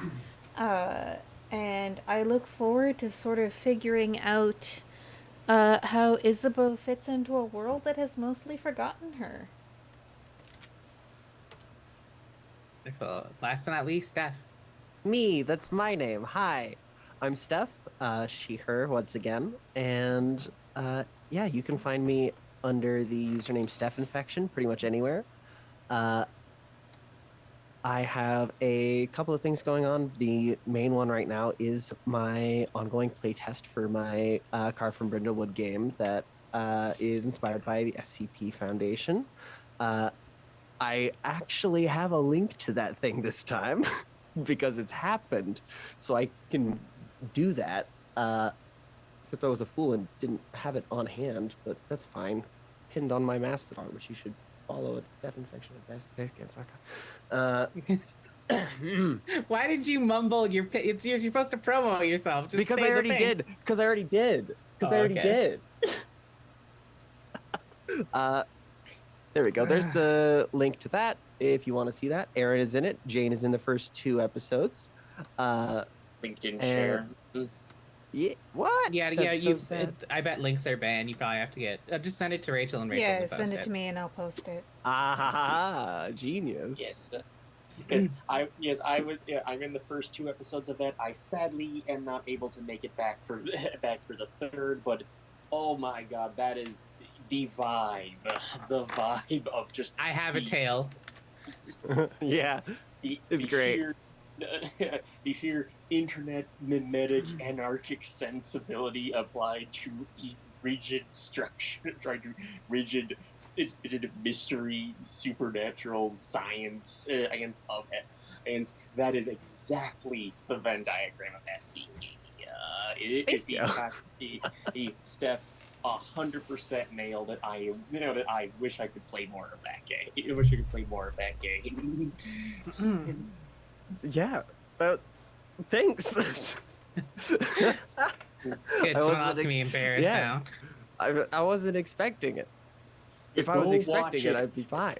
Everyone out there, go watch the go watch the stream because it's really good, and because the game is really good and deserves attention. Uh, but yeah, as far as Stars and Wishes go, I had a really lovely time. Stars for Aaron for keeping up with the like super fast paced, like not even fast paced in a traditional sense, but like emotionally fast paced and really intense like scenes and jumping back and forth from one to the other. Really well done. It's impressive that you're able to manage that because I would definitely be like taking some breathers in between and be like, oh boy, I gotta get myself back together from that because that was intense. Uh, so really well done. I admire your keeper technique. Uh, and uh, for Ben, I really love Declan's story. The like, especially the more that it's being revealed, and I also really am enjoying seeing you play around with the rewriting of different memories and stuff by via like unmarking keys and being like, yeah, this would make sense to be different now because it is different now. So that's really fucking cool. And I hadn't even considered that when I was thinking when like stuff like that was coming up. So that's blew my mind from a narrative technique standpoint. Um, for Rachel, Isabeau is such a disaster right now, and I cannot wait to see what that culminates in. uh, I'm also super stoked for her to realize just how badly her world has shattered from everything happening. Like especially like she gave up her career to come back, but she didn't necessarily fully realize that, right?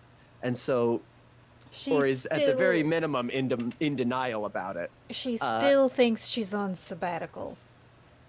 and Very long sabbatical. I'm very excited to see uh, what happens when Isabeau can't keep putting the facade up anymore, like when it just gets too much, because she's been able to really handle it and kind of rebuild those walls as they crumble. But I think it's starting to get to a point where it's not going to be possible to do so. So I'm really excited to see how that sort of spurs character growth and for Isabeau's arc.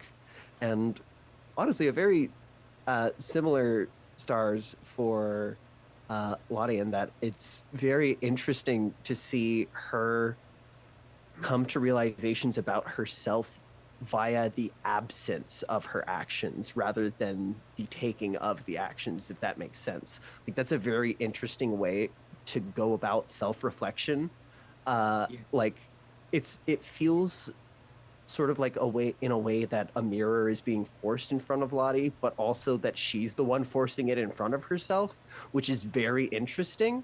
Uh, and I'm super excited to see where that leads as well with her character arc. And those are obviously also wishes, but just uh, wishes in general. I am super fucking excited for Zagreus. So that's gonna be cool. Can I piggyback on something you just said, real Yeah. quick, Steph? Go ahead. So Lottie, one of the things that I quite liked this session is after Declan, after Lottie and Declan talked, you took a chance. You took a moment to talk with Isabeau. You said something about like well, yeah, apparently I was like borderline like stalking you or whatever, and it kind of flew under the radar until Steph just said what she said, and I think it was a really good point because like it was such a major character like character element for Lottie is like trying to get Chuck and Isabeau together, and so like having it kind of like reframed to you having like forgotten all that and you kind of see it as like the potentially problematic side that it was. I thought was very well done, and I missed it in the moment, but in retrospect I quite like that little element that you So, All right, so that comes to me then. Hello, everyone. I am Aaron, your keeper. My pronouns are she, they, they. I have a link tree. It is Great Cthulhu, like literally everything else in my life. I'm probably also going to destroy the Burning Bird app right now because it's real bad with what's going on in Israel. Who boy is it bad right now? Yeah, so it might be time to nuke it and just walk away. Anyways, as far as what I'm up to, you can find me here tomorrow. I'll be playing Delta Green. Rachel has already talked about what she's going to be running. It'll be fun. I did not make a character, Rachel. A PS. I was thinking I was gonna like rewrite a Earth 2 version of Dominique, just because I thought it'd be fun to play. I thought it'd be fun to play with Eric as one of like the characters I played in his game. I did not do that. I I'll make just you didn't have one. time. Thank you. I appreciate you. Sunday I record a actual play all disabled cast, kind of based on The Last of Us, except we're going to pass the disabled Bechdel test with flying colors. We are not. We are not. There are going to be no sacrificial disabled people in this game. We are going to strive and survive despite, not despite, in spite of our disabilities, via our disabilities. Sometimes it is great. I believe the first episode will be available because it's all audio. Mid October is when, so soonish. Our first episode will be dropping. I will post that on my social medias when it does. Mondays, as Steph already said, I am helping her play test her awesome game that I'm having so much fun playing. I have a tail. I grew a tail from fucked up hot dog water. It was fun. So yeah, check that out. The link is in chat currently. It is a good time. I'm sorry Jane had to leave us, but I understand why. Congrats on the job again. And then yeah, I'll be back here Thursday to run this again for y'all. So, stars and wishes. Fuck, there was so much about the session that was so good. A big star for everyone for just you watch me with my head in my hands as you discuss your awful plans every time. I said this that every time I think there's no way it's like there's no way they're going to make me do this again and like this solution will be normal. No, it's never normal. It's always buck wild, and I'm here for it. I'm happy to facilitate for it. Love it. Personal wishes. Lottie, it was already said, I was here for the realization of how problematic you were in an alternate reality that no longer exists. What a really powerful character moment. Like, oh shit, I have some issues with my brother's relationships, and like, but I don't. But now I do. But yeah, it was great. Rachel, it's a small moment of everything I love tonight, but propositioning Declan was my top tier favorite thing that happened tonight. It was so fucking funny. I was so here for it. Steph, kind of everything with Cassie tonight was really good. Steph, there's not Steph, Kato trying to be vulnerable, and being bad at it, which is very on brand, but also being genuine, which is also on brand. It was all very good, and I'm looking forward to how that plays out in the future. Also, a follow up kind of like the thing the thing you set up to sacrifice to the lake. Oh boy, that is a rough choice. Sacrificing Cassie to the lake if you need to is it's choice. Yeah, and not just your feelings. No. Her, yeah, her. Ben, fuck, man, Declan, that opener was. I did not see that opener. I knew I was putting you in a rough emotional spot because that's what I wanted to do. I was like, Ben was supposed to have Declan was supposed to have a big character arc for Deep Lake Lurker, and we kind of missed it because like, life happens, right? Yeah. And I was like, I need a big character emotional arc moment, and you delivered, and then surprised me. So fucking amazing. I have no wishes. This session was fucking like blew all of my expectations out of the water. What the fuck could I wish for? I'd be a narcissist. You're all amazing. I love running for you. Our audience is always is fucking. You're all a bunch of horny degenerates, and I adore you for it. Yeah. Let's have a quick stinger scene. So, everything resolves. There is a child laying in this closet. From this same weird liminal space, a large man in a cream white suit steps out. scoops up the small form of Benjamin Castle, smiles at you all. He's not looking the best right now. His skin hangs on just barely to his skeleton. He looks around and he's like, I'm sorry to interrupt y'all, but I think this one's care is best left with me. It would be too catastrophic to the timeline to have another anomaly like this. He turns to Cass and he's like, Dear child, I think you've suffered enough. Let me take this from you. And he reaches out with an almost skeletal finger and taps her on the forehead. And her eyes kind of glaze over. And she collapses into your arms, Kato. He kind of tips his hat to y'all and is like, Good luck for what's coming. I hope you're prepared. And then he steps back into the darkness of the closet. And that's where we'll end tonight's session. Thank you, everyone. Have a good evening. We will see you here next week. Bye.